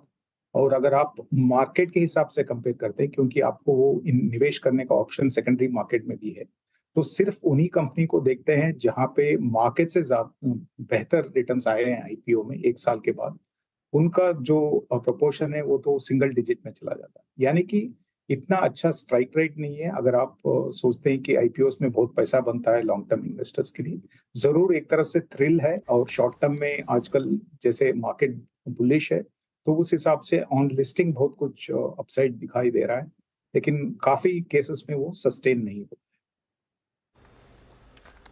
अब ऐसी स्थिति में हर्षा फिर यहाँ से कंसिडरिंग एक बहुत बड़े इवेंट का बाजार वैसे भी इंतजार कर रहा था, आइदर वेज चाहे वो 25 बेसिस पॉइंट का हाइक आता है या 50 बेसिस पॉइंट का, रैली को और फ्यूल करने के लिए वो कौन से बड़ी चीज़ें होंगी जो इम्पॉर्टेंट रहेंगी। ये रेट हाइक इम्पॉर्टेंट है, लेकिन उसके बियॉन्ड अगर इस मार्केट को चलना है, क्या वो आपकी नज़रें अब अर्निंग्स पर रहने वाली, और रफली आफ्टर Q1 Q2 से क्या एक्सपेक्टेशन रहेगी? हर्षदा जी देखिए, यूएस फेड रेट का जो रेट कट का एक्सपेक्टेशन है वो मोर और लेस एक कंसेंसस ओपिनियन बन चुका है। हमारे हिसाब से लगता है कि 25 बेसिस पॉइंट्स का कट होने चाहिए। लेकिन जरूर ये भी याद रखने चाहिए कि जो डोमेस्टिक फैक्टर्स होंगे इन्फ्लेशन के, उनके ऊपर आरबीआई के एक्शन डिपेंडेंट रहेगा, ना कि सिर्फ यूएस फेड के एक्शन के हिसाब से। तो हमें नहीं लगता है कि भारत में इंटरेस्ट रेट्स हाइक्स जितना यूएस में हुए उतने हुए नहीं है, और उस हिसाब से ये भी हम एक्सपेक्ट नहीं करना चाहिए कि जैसे जैसे यूएस में इंटरेस्ट रेट घटते हैं तो यहाँ पे भी वही होगा। लेकिन जरूर हमारे इन्फ्लेशन भी मॉडरेट हो रहा है, तो कुछ इंटरेस्ट रेट कट्स आपको दिखाई देंगे, लेकिन एक तरफ से शैलो इंटरेस्ट रेट साइकिल इस बार इंडिया में दिखेगा। जबकि अर्निंग्स का सीजन अगर आप देखते हैं तो पहली बार ऐसा हुआ है कि फर्स्ट क्वार्टर में जो EBITDA ग्रोथ आया या प्रॉफिटेबिलिटी ग्रोथ आया ईयर ऑन ईयर बेसिस में, वो पहली बार सिंगल डिजिट लेवल पे। कोविड डिसरप्शन के बाद ये पहली बार ऐसा हुआ है जहाँ पे एक ही क्वार्टर में EBITDA ग्रोथ सिर्फ 5% रहा निफ्टी बास्केट का, और अगर आप प्रॉफिटेबिलिटी का ग्रोथ देखेंगे ईयर ऑन ईयर बेसिस पे वो सिर्फ 4% था। यानी कि जो पिछले 4 साल का जो मोमेंटम था वो एक तरफ से रुकावट दिखाई दिया है। ये थोड़ा बहुत एक्सपेक्टेड भी था, लेकिन जितना एक्सपेक्टेड था उससे भी थोड़ा कम नंबर्स दिखाई दिए। अगर यही ट्रेंड कंटिन्यू होता है तो हमें लगता है कि जरूर वैल्यूएशंस पे एक तरफ से असर पड़ेगा, और शायद ये वैल्यूएशंस मेंटेन करना मुश्किल रहेगा। हर्षा जी, इस डिस्कशन को हमने जिस आईपीओ के नोट पर शुरू किया था, बजाज फाइनेंस का, बजाज हाउसिंग का उदाहरण पेश करते हुए, एक स्पेस और QSR सेगमेंट, अब क्योंकि स्विगी भी एक आईपीओ की तैयारी कर रहा है, और QSR सेगमेंट में अलॉन्ग विद जोमेटो हमने एक बड़ा स्ट्रॉन्ग मूव देखा। जो लास्ट रिपोर्टेड नंबर्स थे जोमेटो के, आई होप आपने भी आई थिंक उसमें आपको एक बहुत ही सकारात्मक पहलू कुछ नज़र आए होंगे। इस सेगमेंट पे आपका व्यू इस वक्त, स्पेशली इस आईपीओ के मद्देनजर जो आ सकता है स्विगी का?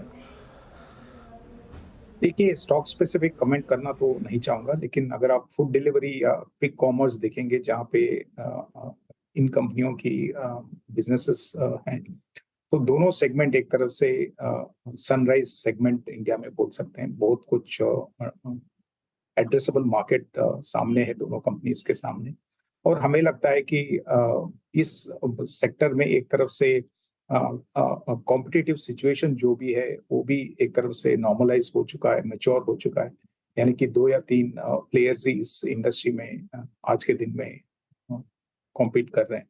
तो हमें लगता है कि जो नए बिजनेसेस है, इंटरनेट बेस्ड बिजनेसेस है, उसमें से शायद फूड डिलीवरी और क्विक कॉमर्स जो ऐसे 2 बिजनेस है जहाँ पे टोटल एड्रेसेबल मार्केट भी बहुत बड़ा है और एक तरफ से कंपटीशन भी मैच्योर हो चुका है। तो हमें लगता है कि यहाँ पे एक लॉन्ग टर्म निवेश होना चाहिए। ओके, बिल्कुल। अच्छा, बैंक्स, ये एक स्पेस थी जिसने काफ़ी अंडर परफॉर्म किया था। हालांकि पिछले 1 हफ्ते से लग रहा है कि थोड़ा ट्रैक्शन वापस आ रहा है लार्ज प्राइवेट बैंक्स में।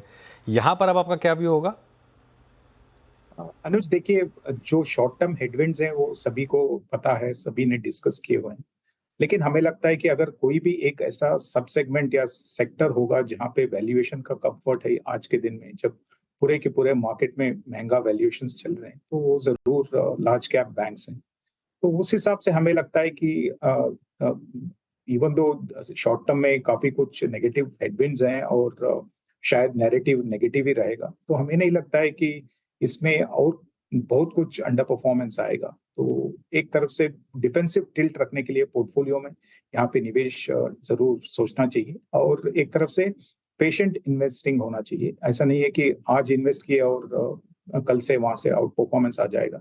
तो हमें लगता है कि अगले 1-2 क्वार्टर में कहीं ना कहीं इस सेक्टर से आउट परफॉर्मेंस आना स्टार्ट होना चाहिए। हर्षा, हम कुछ देर पहले बात कर रहे थे उस फेस्टिव डिमांड की। क्लियरली इंडियन होटल जैसी कंपनियां और मैनेजमेंट ने खुद इस मंच पर कहा है कि इस पर्टिकुलर सीजन में काफ़ी डिमांड रहेगी, क्योंकि अच्छी खासी आंकड़ा शादियों का रहने वाला है और वो ऑफ कोर्स डिमांड फ्यूल करता है। लेकिन इसी के कॉन्टेक्स्ट में चाहे आप गाड़ियों की डिमांड देखें, अपैरल्स की डिमांड देखें या फिर ट्रैवल की डिमांड देखें, वो कैसे प्ले आउट होती हुई दिखाई देगी? और कोई खास स्पेसिफिक स्टॉक या सेक्टर जिस पर आप लोग आजकल दाव लगा रहे हैं, जहां पर अपॉर्चुनिटीज बड़ी ग्रोथ की दिख रही है? देखिए, मोरलेस सभी कंज्यूमर डिस्क्रिशनरी सेगमेंट जो हैं वहाँ पे एक तरफ से सेकेंड हाफ ना सिर्फ वेडिंग सीजन की वजह से बट फेस्टिव सीजन भी जो है वो भी अच्छे होने चाहिए। तो हमें लगता है कि ये सब क्षेत्र में डिमांड ट्रेंड्स स्ट्रांग होने चाहिए। उनमें से सिर्फ पैसेंजर व्हीकल्स में अभी तक कुछ खास डिमांड इंप्रूवमेंट दिखाई नहीं दिया। इनफैक्ट उल्टा ही हुआ है, जहाँ पे डिस्काउंट्स बढ़ चुके हैं और इन्वेंट्री बढ़ चुका है। लेकिन अगर आप पैसेंजर व्हीकल्स को एक बार के लिए हटा देते हैं तो बाकी सभी कंज्यूमर डिस्क्रिशनरी सेगमेंट जो है, आप ट्रैवलिंग ले लीजिए, ज्वेलरी सेल्स ले लीजिए या 2 व्हीलर्स ले लीजिए या वाइट गुड्स ले लीजिए, सभी क्षेत्रों में एक तरफ से अच्छे डिमांड ट्रेंड्स दिखाई दे रहे हैं। तो हमें लगता है कि वो और मजबूत होने चाहिए सेकेंड हाफ। ओके, अच्छा हर्षा जी, ये जो पैसेंजर व्हीकल सेगमेंट में, 2 व्हीलर्स तो नहीं बट पैसेंजर व्हीकल सेगमेंट में जो 5-7% का रिट्रेसमेंट आया है, कुछ स्टॉक्स में ज़्यादा रिट्रेसमेंट भी है, इससे क्या इसको बाय करना चाहिए?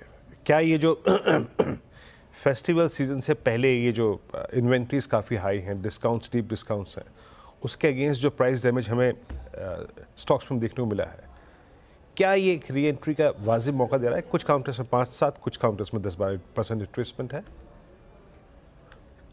हमें लगता है कि और थोड़ा अंडर परफॉर्मेंस आ सकता है इस क्षेत्र से, क्योंकि अगर आप फाइनेंशियल ईयर 23 और 24 देखेंगे, दोनों साल पैसेंजर व्हीकल इंडस्ट्री एक तरफ से आउट परफॉर्म किया था मार्केट को, क्योंकि अर्निंग्स सेगमेंट से मार्केट एवरेज अर्निंग्स ग्रोथ से बहुत बेहतर थे। ये पहली बार ऐसा हो रहा है जहाँ पे अर्निंग्स ग्रोथ भी मार्केट एवरेज अर्निंग्स ग्रोथ से कम रहेगा और शॉर्ट टर्म परफॉर्मेंस भी बहुत खास अच्छा था। इसके वजह से वहाँ पे एक तरफ से काफी कुछ इन्वेस्टमेंट्स भी हैं निवेशकों का, और जैसे आपने बताया डिस्काउंट्स बढ़ चुके हैं, इन्वेंट्री बढ़ चुका है। तो होप्स तो यही है कि फेस्टिव सीजन में थोड़ा बहुत जो इन्वेंट्री बिल्डअप हुआ है वो निकलना चाहिए और डिस्काउंट्स कम होने चाहिए, लेकिन हमें लगता है कि शायद वो नहीं हो पाएगा। तो उस हिसाब से शायद और अंडर परफॉर्मेंस देखने को मिल सकता है इस क्षेत्र से। चलिए, तो हर्षा जी, एक और चीज़ आपसे पूछनी है, इस समय इस मार्केट में सबसे बड़ा रिस्क क्या है आपके हिसाब से? अनुज, सुनाई नहीं दिया। सबसे बड़ा रिस्क फैक्टर क्या है मार्केट में इस समय? अनुज, यही तो लगता है कि कॉम्प्लेसेंसी है, क्योंकि हर एक निवेशक को यही लगता है कि पिछले 4 साल में जो 30-35% रिटर्न्स आए हैं वो तो कंटिन्यू होते रहेंगे। एक तरफ से लीनियर मार्केट हो चुका है सबके एक्सपेक्टेशन के हिसाब से। वो जरूर हमने देखा है, जो साइकिल्स देखे हैं तो सबको पता है कि ये फॉरएवर तो कंटिन्यू नहीं होने वाला है। और हमारे सामने ये अर्निंग्स का रिस्क जो हमने डिस्कस किया वो भी एक तरफ से रेड फ्लैग है। अगर यही कंटिन्यूएशन होता है तो डेफिनेटली वैल्यूएशन रिस्क तो एग्जिबिट हो सकता है। तो एक नजर वैल्यूएशन पे जरूर रखनी चाहिए। हर्षा जी, जैसे कि आपने कहा अर्निंग्स का रिस्क, बट ये पॉसिबली जो गुजरता हुआ क्वार्टर है जिसके लिए बहुत अच्छा रह सकता है वो है वाइट गुड सेगमेंट, और स्टॉक्स भी वैसे ही परफॉर्म कर रहे हैं। वोल्टास और Havells at all time high, and specially last 6 महीने की प्राइस बिहेवियर बहुत स्ट्रॉन्ग है। क्या वो अर्निंग्स का सपोर्ट कंटिन्यू करेगा अभी भी इस क्वार्टर में भी? और considering that I think strength in the numbers, अभी भी क्या कमिटेड रहना चाहिए इन स्टॉक्स में इतने बड़े स्विंग के बाद? देखिए, बहुत शॉर्ट टर्म में शायद बहुत खास परफॉर्मेंस आना मुश्किल है, क्योंकि इतना सारा आउट परफॉर्मेंस तो पिछले 2 या 3 क्वार्टर में इस सब सेगमेंट से आ चुका है। लेकिन जरूर अर्बन कंजम्पशन या जो डिस्क्रिशनरी कंजम्पशन है बहुत स्ट्रांग चल रहा है, और उम्मीद भी यही है कि सेकेंड हाफ में भी कंटिन्यू रहेगा। तो उस हिसाब से लगता है कि यहाँ पे अर्निंग्स का जो मोमेंटम है वो जरूर कायम रहेगा। तो मीडियम टू लॉन्ग टर्म निवेश के लिए एक तरफ से अच्छा ही सेक्टर है, लेकिन बहुत शॉर्ट टर्म हिसाब से शायद बहुत कुछ बचा नहीं है, क्योंकि एक तरफ से वैल्यूएशंस महंगे हो चुके हैं और अच्छा खासा परफॉर्मेंस भी आ चुका है 6 महीने। ओके, चलिए, बहुत बहुत शुक्रिया आज हमारे साथ जुड़ने के लिए हर्षा जी, और इस सब टॉपिक से बात करने के लिए। अब चलते हैं यतिन के पास डीलिंग रूम चेक के लिए। Yatin, good afternoon. Good afternoon. और आज इन जनरल जो फेड की मीटिंग है 2 दिनों में, उसके चलते बहुत ट्रेडिंग एक्टिविटी लो है।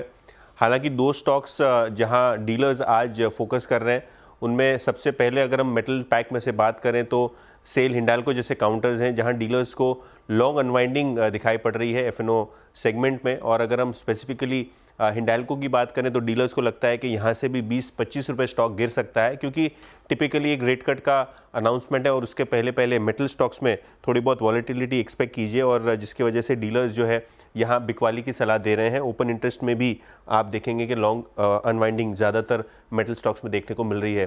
लेकिन एक स्टॉक जो डिफेंसिव साइड पे है, जो डीलर्स खरीदारी करवा रहे हैं अपने क्लाइंट्स को BTST के लिहाज से भी, वो है NTPC, जहां डीलर्स को लगता है कि 425 तक के शुरुआती टारगेट सितंबर फ्यूचर्स में आने चाहिए, और ओपन इंटरेस्ट में लगभग 8 लाख शेयर जुड़े भी हैं लॉन्ग साइड पे। तो NTPC एक स्टॉक है जो डीलर्स को सेफ लग रहा है आने वाले 1-2 दिनों की वॉलेटिलिटी के पोजीशनिंग के हिसाब से। बहुत बहुत शुक्रिया। और NTPC का बस भी है कि रिन्यूएबल्स का IPO शायद आज फाइल होगा, उस वजह से भी थोड़ा वहाँ पर एक्शन आपने को देखने को मिल सकता है। चलिए, BTST कॉल्स लेते हैं, उसके बाद स्ट्रैटेजी पर आएंगे। काबा सर, क्या कैरी करें कल के लिए? मुझे लगता है लेना चाहिए महिंद्रा एंड महिंद्रा। यहाँ पर ट्रेड करा है 2787 पर। यहाँ पर लगता है कि एक अपमूव है, स्टॉप होगा 2770, करीब 17 रुपए का है।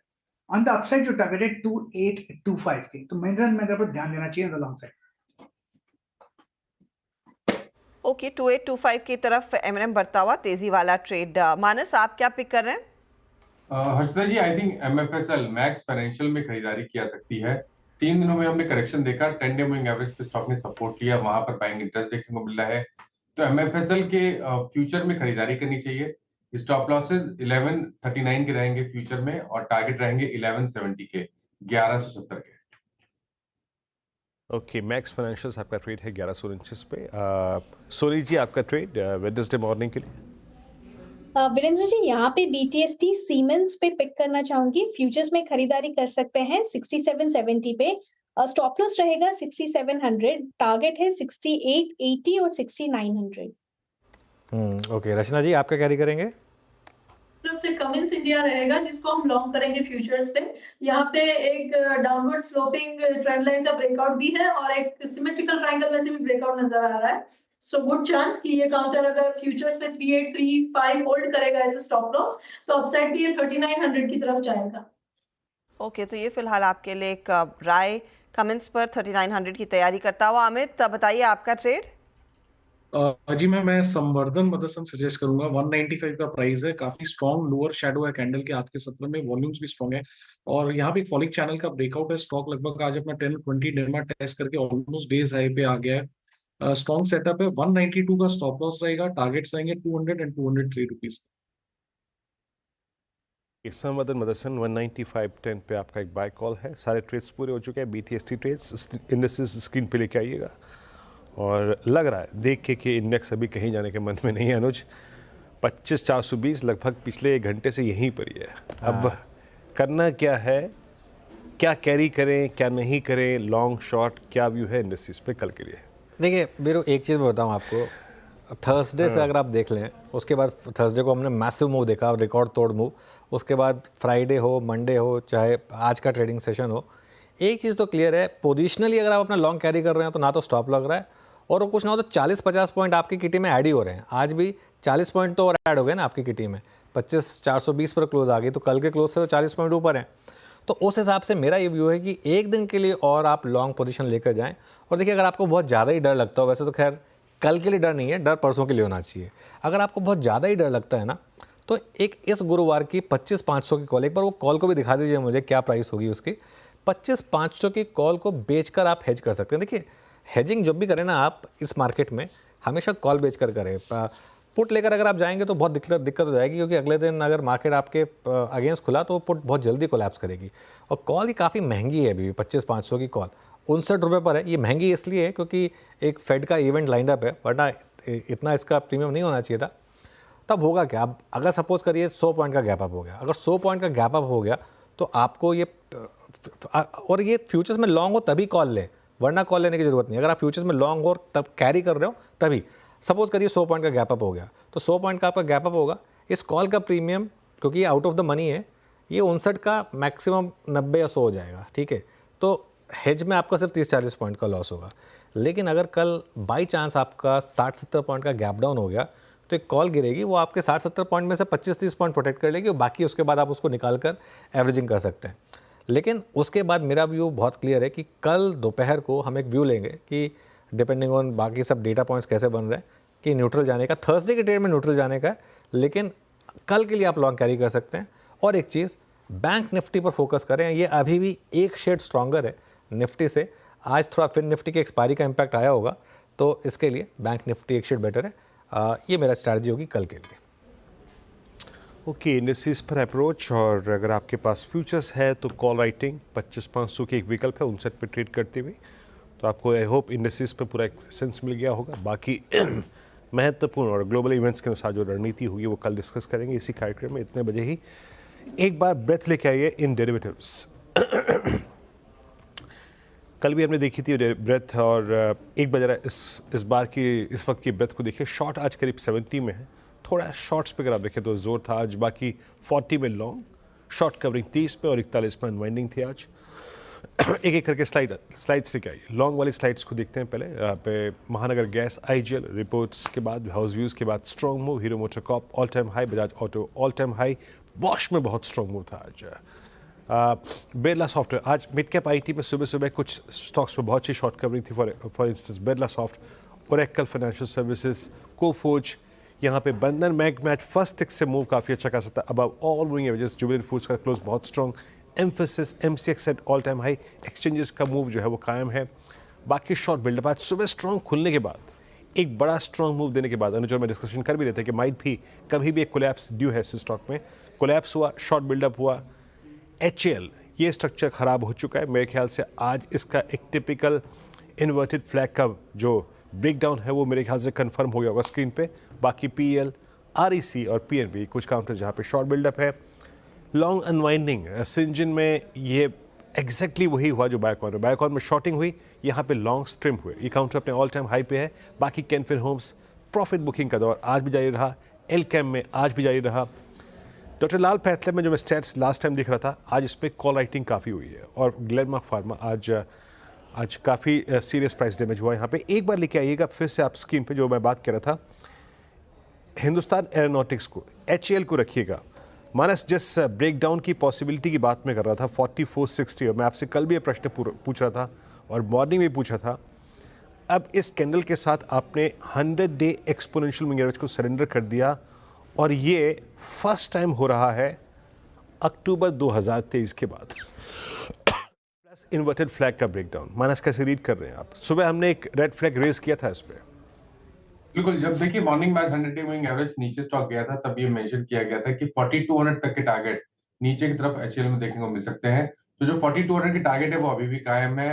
मेरे ख्याल से अगर उसके नीचे गया तो शायद आपको 4000 के स्तर भी देखने को मिलेंगे। तो स्ट्रक्चर वीक लगता है, उछाल पे एग्जिट करने की राय रहेगी और खरीदारी अब आप तभी करिए जब आपको क्लियर कट रिवर्सल का साइन मिले। और वो जो पॉइंट है, रिवर्सल का पॉइंट है, वो अब 4575 है। तो 4575 के ऊपर ही खरीदारी करनी है, उससे पहले ये सेल एनालिस का ही स्टॉक बना रहेगा। ओके, चलिए अब आपको बताते हैं कि F&O बैन में क्या अपडेट्स आ सकते हैं कल सुबह ट्रेड सेटअप में। स्टॉक्स जो बैन में जा सकते हैं उनमें सबसे ऊपर है बायोकॉन 116% पोजीशनिंग, दूसरे नंबर पर PNB 102% पोजीशनिंग और तीसरे नंबर पर सेल 93% पोजीशनिंग। जो स्टॉक्स बैन से बाहर आ सकते हैं, वैसे तीनों बॉर्डर लाइन केसेज हैं, हो सकता है तीनों में से एक भी बाहर ना आए, हो सकता है तीनों बाहर आ जाएं। चंबल फर्टिलाइजर 79%, बंधन बैंक 79% और हिंदुस्तान कॉपर 81%। ध्यान रखिए 80% के नीचे आने से बैन से आप बाहर आते हैं, 95% के ऊपर जाने पर आप बैन में एंट्री करते हैं। तो ये बॉर्डर लाइन केसेस है। कल भी बंधन एक्सपेक्टेड था कि आएगा बैन से बाहर, लेकिन नहीं आ पाया। बायोकॉन का इंटरडे चार्ट देखते हैं एक बार। आज सुबह सुबह वीरो हमारी चर्चा हो रही थी कि इसमें आज हो सकता है तगड़ी प्रॉफिट बुकिंग आ जाए। वो उसका चार्ट सुबह खुलते ही ना एक बता रहा था कि आज इसमें प्रॉफिट बुकिंग की पॉसिबिलिटी है और इसके लिए ये स्टॉक जो है आज सुबह खुला और उसके बाद देखिए किस तरीके से कोलैप्स हुआ बायोकॉन। और आई थिंक आज शायद थोड़े लोग ट्रैप हुए होंगे इसमें और कल अभी बैन में भी अगर आ गया तो क्या हो स्टॉक में स्ट्रैटेजी। मानस एक बार चार्ट देखिए, वैसे स्टॉक है तो एक बहुत स्ट्रांग अप ट्रेंड में, लेकिन आज की बार ये क्या कह रही है? देखिए डिसअपॉइंट किया है क्योंकि कल के पैटर्न को देख के लग रहा था कि हमें एक ब्रेकआउट देखने को मिल जाएगा, लेकिन हाई लेवल पे फिर से एक बार फेलियर देखने को मिला है। 390 के ऊपर स्टॉक सस्टेन नहीं हो पाया है। इंपॉर्टेंट ये है कि 10 डे मूविंग एवरेज के नीचे फिसला है तो शायद गिरावट बढ़ सकती है। मेरे ख्याल से अगर आपके पास लॉन्ग पोजीशन है तो कोई उछाल मिले तो वहां पर निकलने की कोशिश करिए और अब फ्रेश खरीदारी केवल और केवल 400 रुपए के ऊपर करनी चाहिए। ओके, तो ये 400 के ऊपर यहाँ पर आप एक मौका ढूंढेंगे तेज़ी का, उससे पहले नहीं। आप तब तक हर उछाल में आपने एग्जिट ही करना है। इनफैक्ट एक दो और ट्रेड्स जिनमें थोड़ा सा एक्शन आज आया है। हम जब ऑटो कंपनियों की बात कर रहे थे अमित, एस्कॉर्ट्स कुबोटा देखिए OI एडिशन में काफ़ी हरकत देखने को मिली है, लेकिन इस तरह के ट्रेड्स जो काफ़ी अरसे बाद थोड़ी सी हरकत दिखा रहे हैं, क्या कुछ आगे पकता हुआ दिखाई दे रहा है? आपको लग रहा है कुछ फेस्टिव डिमांड में यहाँ पर अगर कुछ पिकअप आ जाता है नंबर्स में, एक अपॉर्चुनिटी ट्रेडर्स को दोबारा मिलेगी?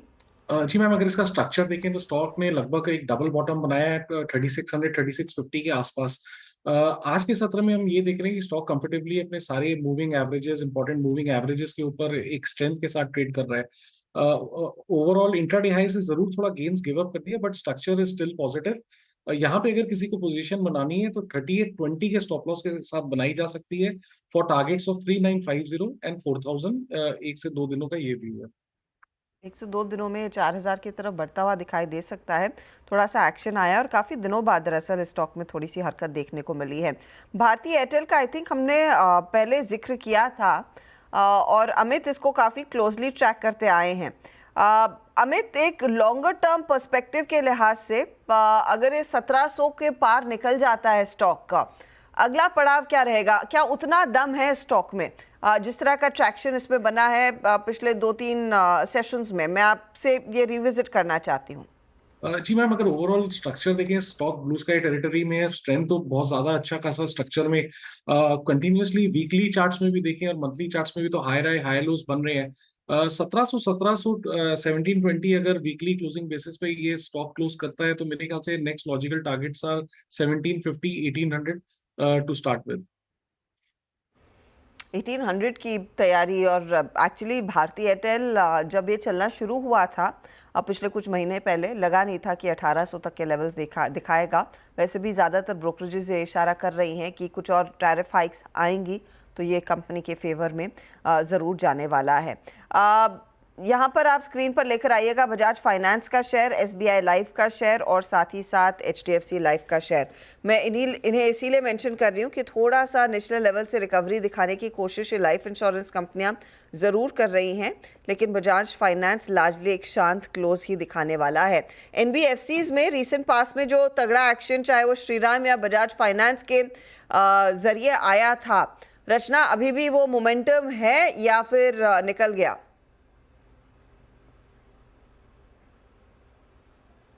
आप शायद म्यूट पर हैं। सॉरी, अगर हम इंश्योरेंस कंपनीज की बात करें, HDFC लाइफ वगैरह की, तो यहाँ पे it is only a pull back move जो हमें देखने को मिल रहा है, otherwise counter is not looking that good. And similar is the case about Bajaj finance. Bajaj finance बहुत सारे दिनों से कंसोलिडेशन में है और यहाँ पे भी एक अपस्विंग स्ट्रॉन्ग बनने के लिए 7500 के ऊपर इस काउंटर को निकलना पड़ेगा, which is a little far away. तो मेरे हिसाब से these are avoid till their pickup. अच्छा, एक स्टॉक और जो कि इस मंच पे हम काफ़ी डिस्कस करते हैं अनुज में, ल्यूपिन एक अच्छे रेस्ट के बाद, देखिए मैं ट्रेड नहीं लूँगा क्योंकि वक्त नहीं है ट्रेड लेने का, बट एक कमेंट ले लेता हूँ। हमें जी ल्यूपिन को क्या कल सुबह कंसिडर करना चाहिए, क्योंकि 2297 की प्राइस जोन को पार करने के लिए जो कन्विक्शन और जो रिक्वायर्ड रेस्ट चाहिए था वो पूरा हो चुका है। आपका टेक बहुत संक्षेप में ल्यूपिन पे? जी वीरेंद्र जी, करना चाहिए। स्ट्रक्चर यहाँ पॉजिटिव है, की मूविंग एवरेजेस के ऊपर ट्रेड कर रहा है। 2 दिन का यहाँ पे रेस्ट जरूर लिया स्टॉक ने। 2300 2325 यहाँ पे लॉजिकल टारगेट्स लगते हैं। स्टॉप लॉस 1% का छोटा सा रखेंगे 22240 का। ल्यूपिन 2270 पे जब कल लौटेंगे ट्रेड्स के बारे में बात करेंगे तो इसकी बात ज़रूर होगी, क्योंकि मैं जिस आधार पे इस स्टॉक को देख रहा था, फ्यूचर्स में ऑप्शंस में काफ़ी अच्छा बिल्डअप है और एक बहुत बेहतरीन क्लोज की तरफ बढ़ता हुआ काउंटर डिक्सन, जो कि आज खुलते ही साथ इस कार्यक्रम के मानस की कॉल भी थी। डिक्सन का डे बाई टिक चार्ट टिक आएगा फाइनली 0.5% ऊपर, बट करियर हाई पे 14061 पे ये करियर हाई है इसका। और आई थिंक जिस फेस्टिवल सीज़न की और शादियों की बहुतायत की हम बात कर रहे थे, गोल्ड प्राइसेस को सुबह देखा, हालांकि गोल्ड आज बैकफुट पे था, बट लुक एट टाइटन जिस क्लोज की तरफ बढ़ रहा है, मेरे ख्याल से करीब 3766 पे ये इसकी मतलब 2 दिन का जो इसने एक रेस्ट लिया, उसके बाद फिर आज तैयार हो गया। आज लोअर शेडो काफ़ी वाइल्ड है, 10 डेमा की ट्रेजेक्टरी तक भी रिट्रेस नहीं हुआ। क्लियरली आई थिंक ट्रेडर्स ने इसको लैच ऑन किया। आज जैसी सुबह एक डिप मिला, इट्स नाउ 3765। प्लीज़ एक बार जरा ओपन इंटरेस्ट स्क्रीन पे रखिएगा। कल मॉर्निंग में आई थिंक मैंने कल के लिए 2 स्टॉक्स आइडेंटिफाई कर लिए, ल्यूपिन और टाइटन। शानदार क्लोज इन दोनों स्टॉक्स के लिए, स्पेशली दोनों स्टॉक्स ने 1 हफ्ते का ऑलमोस्ट रेस्ट लिया, उसके बाद डे हाई की ट्रेजेक्टरी में। चलते हैं अनुज के पास इस ओपनिंग को ये माफ़ कीजिएगा क्लोजिंग को देखने के लिए बड़ी वॉल पे। अनुज, ओवर टू यू। बिल्कुल वीरू, वैसे एक चीज़ मैं कहूँगा क्लोजिंग से पहले, मार्केट में आज का जो प्राइस एक्शन है वो एक आपको हिंट दे रहा है कि इस समय आप फ्रेश पोजीशंस ना लें, क्योंकि फ्रेश पोजीशंस अगर आप लेंगे तो इस तरीके के मूव्स आएंगे, उसमें मैक्सिमम आपको मिलेगा कितना। आज आपकी ट्रेड अगर एकदम सटीक बैठी होगी, एकदम सटीक, आज का हाई और लो देखिए ज़रा निफ्टी का क्या है, ज़रा एक बार मुझे इस पर प्लीज़ फायर कर दीजिए। 25,352 से 25,441, कुल मिलाकर आज हम घूमे हैं 90 पॉइंट भी पूरे नहीं थे, 85 पॉइंट की रेंज में घूमे। अब अगर आप बिल्कुल वो ट्विटर के महारथी हैं या कोई और जीनियस वाले महारथी हैं, तब भी आपने अगर एकदम बॉटम पे पकड़ लिया हर्षदा और एकदम टॉप पे बेच दिया, तब भी आपको 80-85 पॉइंट मिले, है ना। और ओवरनाइट रिस्क आप लेना नहीं चाहेंगे इस समय, तो इसके लिए फ्रेश पोजीशन मैं बार बार क्यों मना कर रहा हूँ इस समय लेने से, वो यही कारण है क्योंकि कुछ आपको ट्रैक्शन नहीं मिल रहा है। चलिए खैर, एनीवे क्लोज को समझ लेते हैं आप मार्केट की। 26 पॉइंट ऊपर निफ्टी बंद हुआ 25,410 पर। निफ्टी बैंक एकदम फ्लैट, हालांकि लास्ट के 1 घंटे में नीचे आया काफ़ी, एक समय पर आउट परफॉर्म कर रहा था। जब हमने इस शो की शुरुआत की थी ये आउट परफॉर्म कर रहा था। निफ्टी IT शुरुआत खराब थी इसकी आज, लेकिन ग्रीन में बंद हुआ। निफ्टी मिड कैप सुबह एक समय पे तो बहुत ज़्यादा खराब था, उसके मुकाबले फिर भी खराब बंद हुआ, लेकिन उतना खराब नहीं। और स्मॉल कैप ये करीब 1/3% नीचे था। आज एडवांस डिक्लाइन खराब था, 964 बढ़ने वाले शेयर थे, 1494 गिरने वाले शेयर थे इस समय। चलिए सेक्टोरल हीट मैप देखते हैं, आज कहाँ पर तेज़ी कहाँ पर मंदी। मार्केट ऐसी है कि आपको इक्वल दिखाई देगा, financials, FMCG, IT, oil and gas और निफ्टी ऑटो ग्रीन में थे। निफ्टी ऑटो सबसे ज़्यादा पॉजिटिव 0.27, अगेन सबसे ज़्यादा पॉजिटिव इंडेक्स 0.27, नेगेटिव इंडेक्स में PSU इंडेक्स 0.6%, और रियल्टी इंडेक्स 0.6%, और बाकी सारे इंडेक्स जो थे मोर और लेस नेगेटिव थे, लेकिन बहुत ज़्यादा नहीं। कैपिटल गुड्स, फार्मा, मेटल्स और निफ्टी बैंक ऑलमोस्ट फ्लैट बंद होता हुआ। चलिए अब एक काम करते हैं, निफ्टी का हीट मैप लेकर आइए जरा। निफ्टी का हीट मैप देखते हैं आज का किस तरीके से रहा। जैसा मैंने कहा 24 पॉइंट की बढ़त रही। सबसे ऊपर हीरो मोटोकॉर्प, हीरो 3.5% ऊपर। आज एक चीज़ क्लियर थी, टू व्हीलर्स में बाइंग थी, हीरो और बजाज ऑटो दोनों में बाइंग थी। टाटा मोटर्स खैर अपने कारण थे तो 1.5% टाटा मोटर्स नीचे था। Bharti Airtel fresh all time high का शानदार स्टॉक रहा है ये। एनटीपीसी 1% ऊपर, महिंद्रा एंड महिंद्रा, ब्रिटानिया, लार्सन एंड ट्यूब्रो, टाइटन, कोटक, सिप्ला, ओएनजीसी, श्रीराम फाइनेंस, एलटीआई, माइंडट्री, बजाज फाइनेंस, आईसीआईसीआई बैंक और लीवर कुछ स्टॉक्स से जहाँ पर तेजी थी। मंदी कहाँ पर थी? कोल इंडिया, टाटा स्टील, आयशर मोटर्स, टू व्हीलर्स में जाती थी बट आयशर ने पार्टिसिपेट नहीं किया उसमें। अदानी पोर्ट्स, बीपीसीएल, जेएसडब्ल्यू स्टील, एशियन पेंट्स, दिवी स्लैब्स, ग्रासिम और आईटीसी। कुल मिलाकर एक और स्लाइटली पॉजिटिव सेशन मार्केट के लिए, लेकिन थोड़ा सा मार्केट शायद नर्वस भी है उस इवेंट से जाने से पहले। चलिए एक काम करते हैं, अब एक स्पेशल इंटरव्यू लाइन अप है। सुबह अब आप टीजर्स पढ़ रहे होंगे, नितिन गडकरी एक्सक्लूसिव। इस इंटरव्यू के लिए चलते हैं लक्ष्मण जी के पास दिल्ली। लक्ष्मण जी, ओवर टू यू।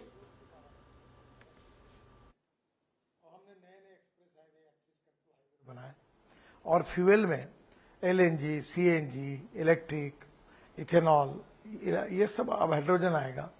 इसके कारण हम सिंगल डिजिट में लॉजिस्टिक कॉस्ट लाएंगे 9% तक, और हमारा एक्सपोर्ट 1.5 गुना बढ़ेगा और देश प्रगति और विकास करेगा। और दुनिया में जो 3 उद्दिष्ट प्रधानमंत्री जी ने हमारे सामने रखे, पहला ये $5 ट्रिलियन की इकोनॉमी, दूसरा है दुनिया की तीसरी अर्थव्यवस्था, और तीसरा है आत्मनिर्भर भारत।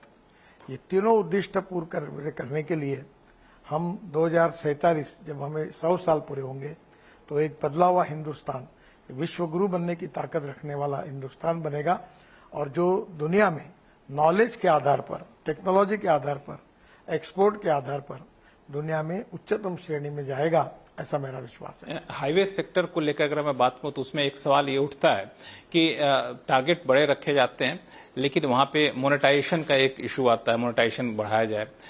इन्वेस्टमेंट ट्रस्ट एक नया हम लोगों ने टूल्स निकाला है, तो वो अब तक कितना सफल रहा वो, और उसका कुछ अपडेट? हमारे पास पैसे की कमी नहीं है सर। मैं इन्विट मॉडल में जाने के बाद जो पैसा आएगा उसका क्या करूं? अभी हम लोग इन्विट मॉडल में बॉम्बे स्टॉक एक्सचेंज में गए थे 8 महीने पहले, तो हमारा जो इन्विट मॉडल था वो 7 दिन का टाइम था, सब्सक्राइब था 7 डेज के लिए। पहले दिन 7 घंटे में 7 टाइम्स ओवर सब्सक्राइब हुआ। मैं गोवा में था, हमारे मेंबर फाइनेंस का फोन है कि साहब जल्दी आओ। मुंबई आया, मैंने घंटा बजाई बॉम्बे स्टॉक एक्सचेंज में और क्लोज किया इशू। पैसे की कोई कमी नहीं। हम इस देश के इंफ्रास्ट्रक्चर में हमने जो मॉडल तैयार किया है, BOT, hybrid annuity, InvIT model, EPC, अब अलग अलग उसमें चेंजेस भी समय के समय अनुसार कर रहे हैं। और अब हम लोग इन्विट मॉडल में जो लोग बॉन्ड्स खरीदी करेंगे उनको 8.05% मिनिमम इंटरेस्ट, उनको रिटर्न्स साल भर में दे रहे हैं, और हर महीने में उनके अकाउंट में पैसे जमा करेंगे। तो आपको ये जो गरीब लोग है, कांस्टेबल है, कंपाउंडर है, सफाई कामगार है, पत्रकार है, डॉक्टर है, जो सैलरी कमाते हैं, उन लोगों को एक नई अपॉर्चुनिटी मिलेगी। 8.05% बैंक में कहाँ मिलता है इंटरेस्ट, उनको इनकम मिलेगा। तो पैसे देने वालों की कमी नहीं है। देश बदल रहा है, हमारे प्रोजेक्ट अच्छे हैं, और हम कश्मीर में 2 लाख करोड़ के काम कर रहे हैं, हम नॉर्थ ईस्ट में 3 लाख करोड़ के काम कर रहे हैं, हम 2.5 लाख करोड़ की टनल बना रहे हैं, हम 36 ग्रीन एक्सप्रेस हाईवे बना रहे हैं, बड़े बड़े कॉरिडोर बना रहे हैं। तो देश बदल रहा है, और मेरा विश्वास है कि लॉजिस्टिक कॉस्ट कम होगी, टूरिज्म बढ़ेगा, रोजगार की निर्मित होगी, और देश विकास की ओर जाएगा, ऐसा मेरा विश्वास है। इन्विट मॉडल को और ज्यादा आने वाले दिनों में एक्सपेंड करने की कोई योजना तैयार है? मॉडल पर जाकर पैसे का क्या करेंगे? बैंक में डिपॉजिट करने पड़ेंगे। अच्छा, पैसे इतने आ रहे हैं जिसकी जरूरत नहीं पड़ रही। गवर्नमेंट का 2,80,000 करोड़ का हमारे पास फंड है, और उसके बाद ये इन्विट का भी पैसा आता है। तो हम इस साल 5 लाख करोड़ के काम करने का संकल्प हमने किया है। 3 लाख करोड़ के ऊपर जाएंगे, 5 लाख करने की कोशिश करेंगे। चूंकि पैसे ज्यादा हैं, आप खर्च क्या करेंगे? इसी सिलसिले में एक बीच में सोशल मीडिया पे काफी चला कि जितना सड़क बनाने में जरूरत पड़ती, खर्च हुआ, उतना वसूल लेते हैं, उसके बावजूद उससे कई ज्यादा गुना जो है वो टोल टैक्स वसूला जाता है। तो ये एक बात तो ऐसी है, कश्मीर में 2 लाख करोड़ का काम करें, वहां थोड़ी टोल मिलता है। नॉर्थ ईस्ट में 3 लाख करोड़ के काम हो रहे, वहां थोड़ी टोल मिलता है। टोल मिलता है कर्नाटक, तमिलनाडु, महाराष्ट्र, गुजरात, राजस्थान, बिहार, यूपी में उतना टोल नहीं मिलता। तो हम क्या करते हैं, जो पैसा मिलता है वो दूसरे रोड जहां वायबिलिटी नहीं वहां खर्चा करते हैं। हमारा टोल का पैसा सरकार के किटी में, गवर्नमेंट किटी में, फाइनेंस मिनिस्टर में जमा होता है और बजट से घूमकर फिर हमारे पास आता है। तो ये देखिए, आज अगर हम बजट पे डिपेंड करते हैं तो ये नहीं होता। दूसरा टोल, ये कोई दंड नहीं है। अब दिल्ली से देहरादून जाने के लिए आपको 9 घंटे लगते थे, आने वाले जनवरी से आप 2 घंटे में जाएंगे। दिल्ली से अमृतसर जाने के लिए 12 घंटे लगते थे, आप 4 घंटे में जाओगे। दिल्ली से जयपुर 5 घंटे 6 घंटे लगते थे, अब 2.25 घंटे में जाइए। दिल्ली से आप मुंबई 48 आवर्स लगते थे, अब 12 घंटे में गाड़ी जाएगी। कश्मीर अपना चेन्नई से बेंगलोर 5 घंटे लगते थे, 2 घंटे में जाएंगे। कहना ये चाह रहे हैं कि मैं आपको एक बात बताता हूँ कि जब समय बचता है तो गाड़ी भी कम चलती है। मुंबई से पुणे जाने के लिए 7 घंटे लगते थे, अब 2 घंटे हुए, तो 5 घंटे का पेट्रोल नहीं बचा, टाइम नहीं बचा। देखिए, if you want good services you have to pay for it, वो सेविंग है। और दूसरी बात, हम इतने काम करेंगे तो पैसे इतना तो बजट से हो नहीं सकता, इसलिए ये आखिर देश के लिए खर्चा होता है। दूसरी बात, आपने घर लिया कैश पेमेंट पे, उसकी कीमत 2.5 लाख है, और घर जब आपने 12 साल में 15 साल में पैसे वापस किए तो ब्याज सहित उसकी कीमत जाती है 8 लाख करोड़। तो क्या वो 2.5 लाख का 8 लाख करोड़ पर ऐसा होता है क्या? ब्याज होता है, उसका प्रॉफिट भी होता है। तो इसलिए ये ट्रांसपेरेंसी से होता है। आज तक एक भी करप्शन का चार्ज हमारे ऊपर नहीं आया। और उसमें मेंटेनेंस भी, जिस रोड की बात की, उस रोड पर पुराना डीपीआर गलत था, कॉन्ट्रैक्टर भाग गया, परिस्थितियां बदल गई, जो पुराने काम थे उसको नहीं। अभी ये मुंबई, पुणे, दिल्ली, जयपुर 4 फ्लाईओवर मैंने बनाया, गुड़गांव का अंडरपास बनाया, ये कहाँ पार्ट का प्रोजेक्ट का पार्ट था? ये तो सरकारी पैसे से बनाया। अब पूरे जगह पर पूरे पैकेज नए रोड बना रहे, 4 लेन का 6 लेन कर रहे हैं, अब नए नए फिर ब्रिजेस बना रहे हैं, तो उसमें सुधार भी हो रहा है। और इसलिए ये पैसे का उपयोग ये किसी के प्राइवेट कंपनी को नहीं जाता। तो इसको आइसोलेशन में नहीं देखा जाना चाहिए। आप पिछले दिनों एक और महत्वपूर्ण फैसला हुआ कि जितना आप यूज करेंगे उतना ही आपका टोल लगेगा, तो इसको कई जगह सराहा गया। तो आपको लगता है कि एक समय ऐसा भी आएगा जब लोगों को टोल देने की जरूरत नहीं पड़ेगी? आने वाले 3 महीने में हमारी पूरी कोशिश है कि देश में सैटेलाइट बेस्ड टोल सिस्टम आएगी। आप जहां से निकलोगे वहां से कैमरा फोटो निकलेगा, जहां से निकलोगे बाहर वहां फोटो निकलेगा। उतना ही पैसा जितना आपने रोड यूज किया उतना तुम्हारे बैंक अकाउंट से निकलेगा और हमारे अकाउंट में जमा होगा। इसमें एक और सरकार समय समय पे एसेट मोनेटाइजेशन करती है, तो एसेट मोनेटाइजेशन में हाईवे पर भी एक खास फोकस रहता है। तो एसेट मोनेटाइजेशन को लेकर क्या आपकी रणनीति है? और इस 60,000 करोड़ का टारगेट था वो पूरा हो गया। अभी हम लोग जैसा हमको पैसा लगता है वैसे मोनेटाइज करेंगे, पैसा हमको मिल रहा है। उस पैसे को क्या करते हैं एसेट मोनेटाइजेशन? नए रोड बनाते हैं। अच्छा, नए रोड में इन्वेस्ट करते हैं, फिर वो पैसे से फिर हम लोग टोल शुरू होता है, फिर उसको मोनेटाइज करते, फिर नए रोड बनाते। और एक ऐसा है कि एक रोड अगर प्रॉफिटेबल है तो 4 लोग नॉन प्रॉफिटेबल रोड, अभी बद्रीनाथ, केदारनाथ, गंगोत्री, यमुनोत्री, हम 12,000 करोड़ खर्चा कर रहे हैं। महाराष्ट्र में देहू, आळंदी से पंढरपुर 12,000 करोड़ खर्चा कर रहे हैं, वहां थोड़ी इतना ट्रैफिक है। हम सब रिलीजियस टूरिज्म डेवलप कर रहे हैं।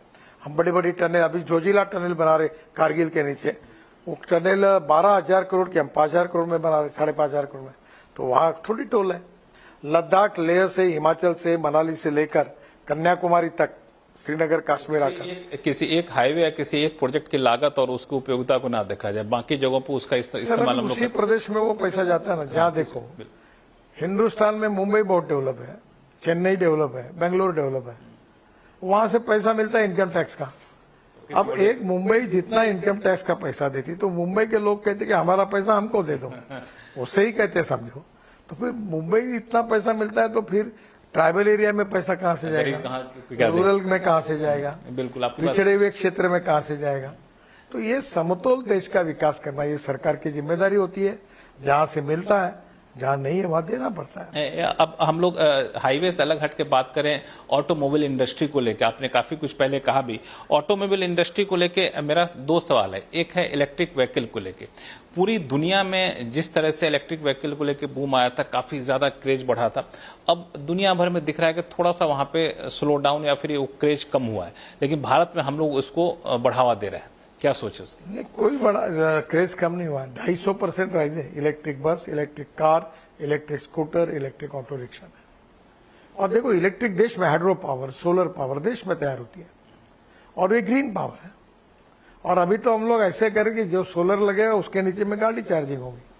मुझे बताइए 1 लीटर पेट्रोल 120 रुपए का और इलेक्ट्रिक 8 रुपए की, इथेनॉल 25 रुपए का और सीएनजी 50 रुपए का और एलएनजी 35-40 रुपए का। तो हमारे कॉस्ट सेविंग भी है, प्रदूषण की भी कमी है। इलेक्ट्रिक में तो प्रदूषण बिल्कुल नहीं है। और हमारे देश में 22 लाख करोड़ का फॉसिल फ्यूल का इंपोर्ट है।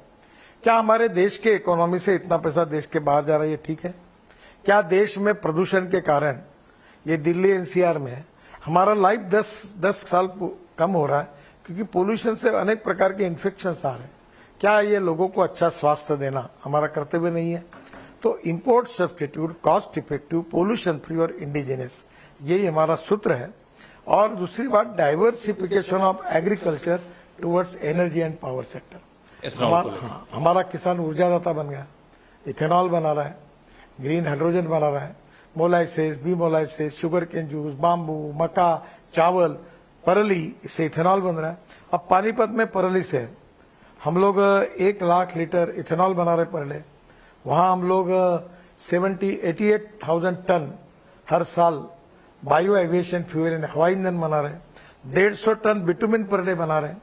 तो ये देश में बिटुमिन 50 लाख टन हम इंपोर्ट करते हैं। हमारे देश का किसान बिटुमिन तैयार करेगा। जो अन्नदाता है किसान, वो ऊर्जादाता बनेगा।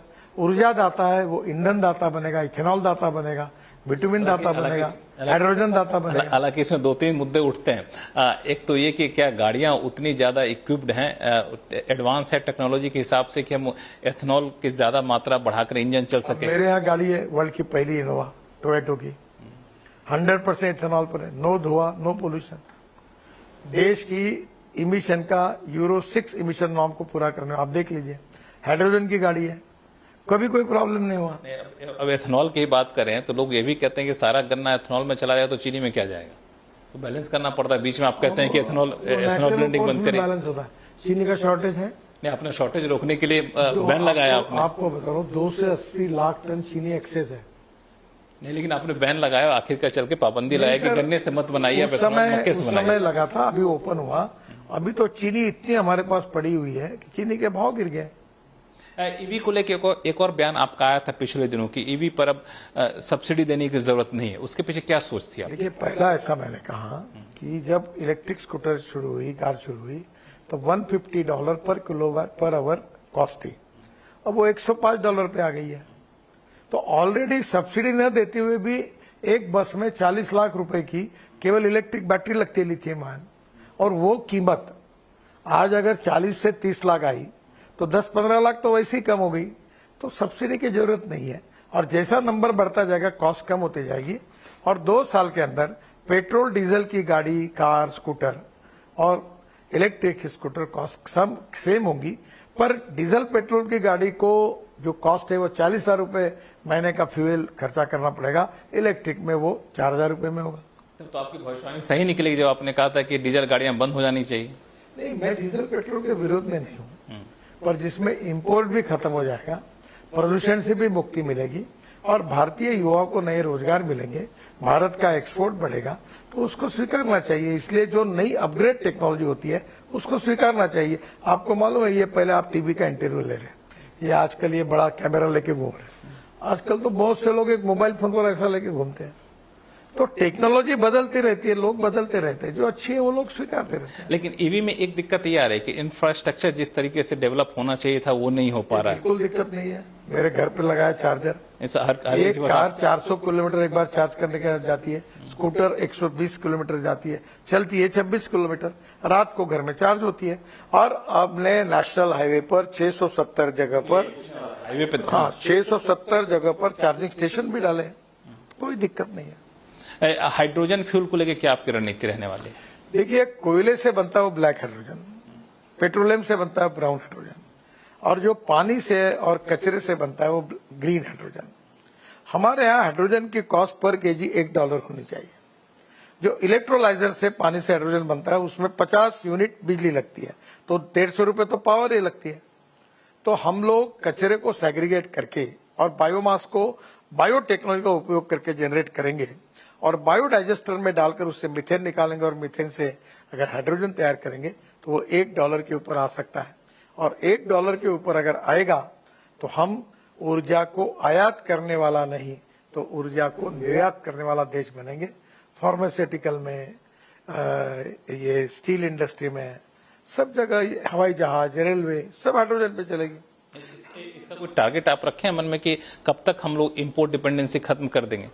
सर ऐसा बताया नहीं जा सकता, पर ये जिस गति से बढ़ रहा है बहुत जल्दी भारत प्रदूषण से भी मुक्त होगा और 2070 को कार्बन न्यूट्रल देश बने, ये हमारा प्रधानमंत्री जी की घोषणा है।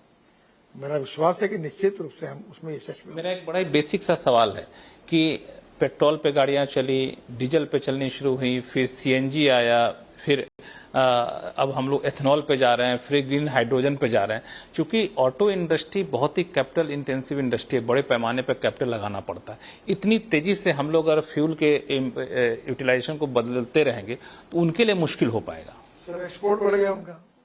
अभी जो जेसीबी है उनने सीएनजी और डीजल का हाइब्रिड जेसीबी बना, तो उनको रशिया में 1000 का ऑर्डर मिल गया।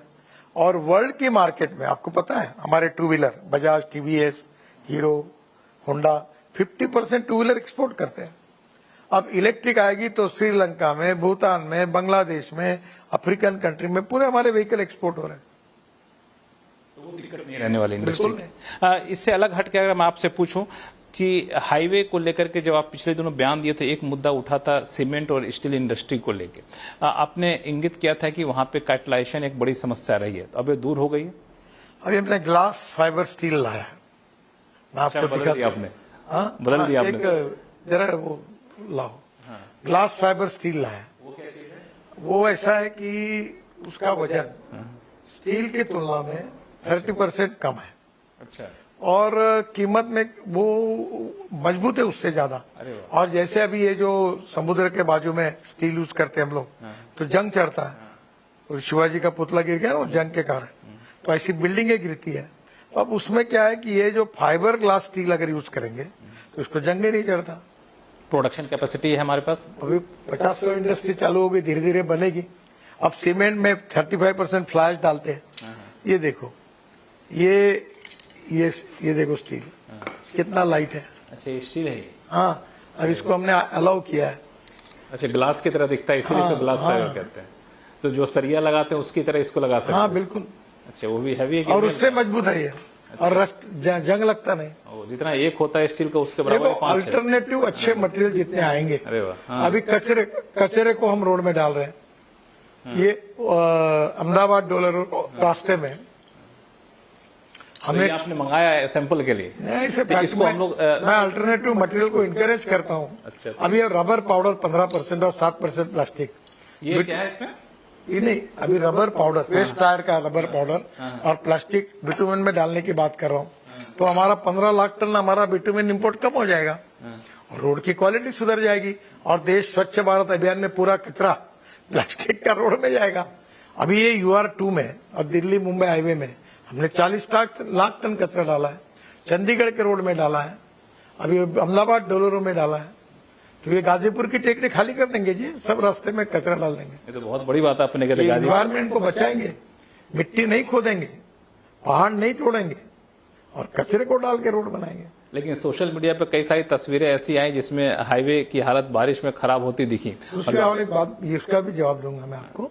हमने बाम्बू का क्रैश बैरियर 80 किलोमीटर बनाया, बाम्बू का, स्टील जैसा मजबूत है। अच्छा। ये देखिए, बरसात बहुत गिरी है, डांबर के रोड खराब होते हैं और हमने उसके ऊपर तुरंत कार्रवाई शुरू की है। पर बरसात में कितने भी अच्छे रोड बनाओ तो उसको थोड़ी तकलीफ होती है, पर हमने कार्रवाई, अभी कॉन्ट्रैक्टर पे भी कार्रवाई करेंगे। जो रोड मेंटेनेंस के काम जिनको दिए कुछ विदेशी कंपनियां, उनको टर्मिनेट कर देंगे, उनको ब्लैक लिस्टर कर देंगे। और जो RO PDA जो ठीक काम नहीं करते उनको सस्पेंड करेंगे और कुछ लोग रिटायर कर देंगे। क्वालिटी के साथ कोई कॉम्प्रोमाइज नहीं होगा। अब चूंकि समय आपके पास कम है तो मेरा एक दो आखिरी सवाल होगा कि आप हमेशा दिलचस्प बयानों के लिए कई बार जाने जाते हैं, तो पिछले दिनों एक बयान काफी सोशल मीडिया में सुर्खियों में रहा कि जो फाइलें जितनी भारी होती उतनी तेजी से चलती हैं। ऐसा है कि हमारे राज्य में करप्शन बहुत कम हो गया। आपके राज्य में कि आपके राज्य में? के नेतृत्व मोदी में जी भारत सरकार में, पर अनेक जगह पर कहीं ना कहीं करप्शन है। और कुछ लोग ऐसे हैं कि हमने क्या किया, डिजिटल इंफ्रास्ट्रक्चर डेवलप किया। आपको एनओसी चाहिए, अप्लाई करो मेरा। अभी हमने 16 आरटीओ को डिजिटलाइज किया, आपको जाना नहीं पड़ता, घर बैठे काम होता है। तो धीरे धीरे हमने सिस्टम को ट्रांसपेरेंट, टाइम बाउंड और करप्शन फ्री बनाया, डिजिटल बनाया। अभी जैसे आपको ग्रांट चाहिए, अनुदान मिलता है, आपके अकाउंट में जमा होता है, कहीं मांगने के लिए जाना ही नहीं। आयुष्य योजना में पैसे आते हैं, वहीं से आते हैं। तो टेक्नोलॉजी का उपयोग करके रूपी कार्ड आया, भीम ऐप आया, तो इसके कारण क्या हुआ कि काफी परिवर्तन हुआ। फिर भी कुछ जगह पर थोड़ा सा कुछ लोगों को तकलीफ होती है, तो मैंने उसका उल्लेख किया था कि कुछ लोग ऐसे हैं कि वो न्यूटन के भी बाप है, जितना ज्यादा वजन डालोगे तब फाइल दौड़ती है, कम रहेगा तो नहीं होगी, मजाक में कहा था।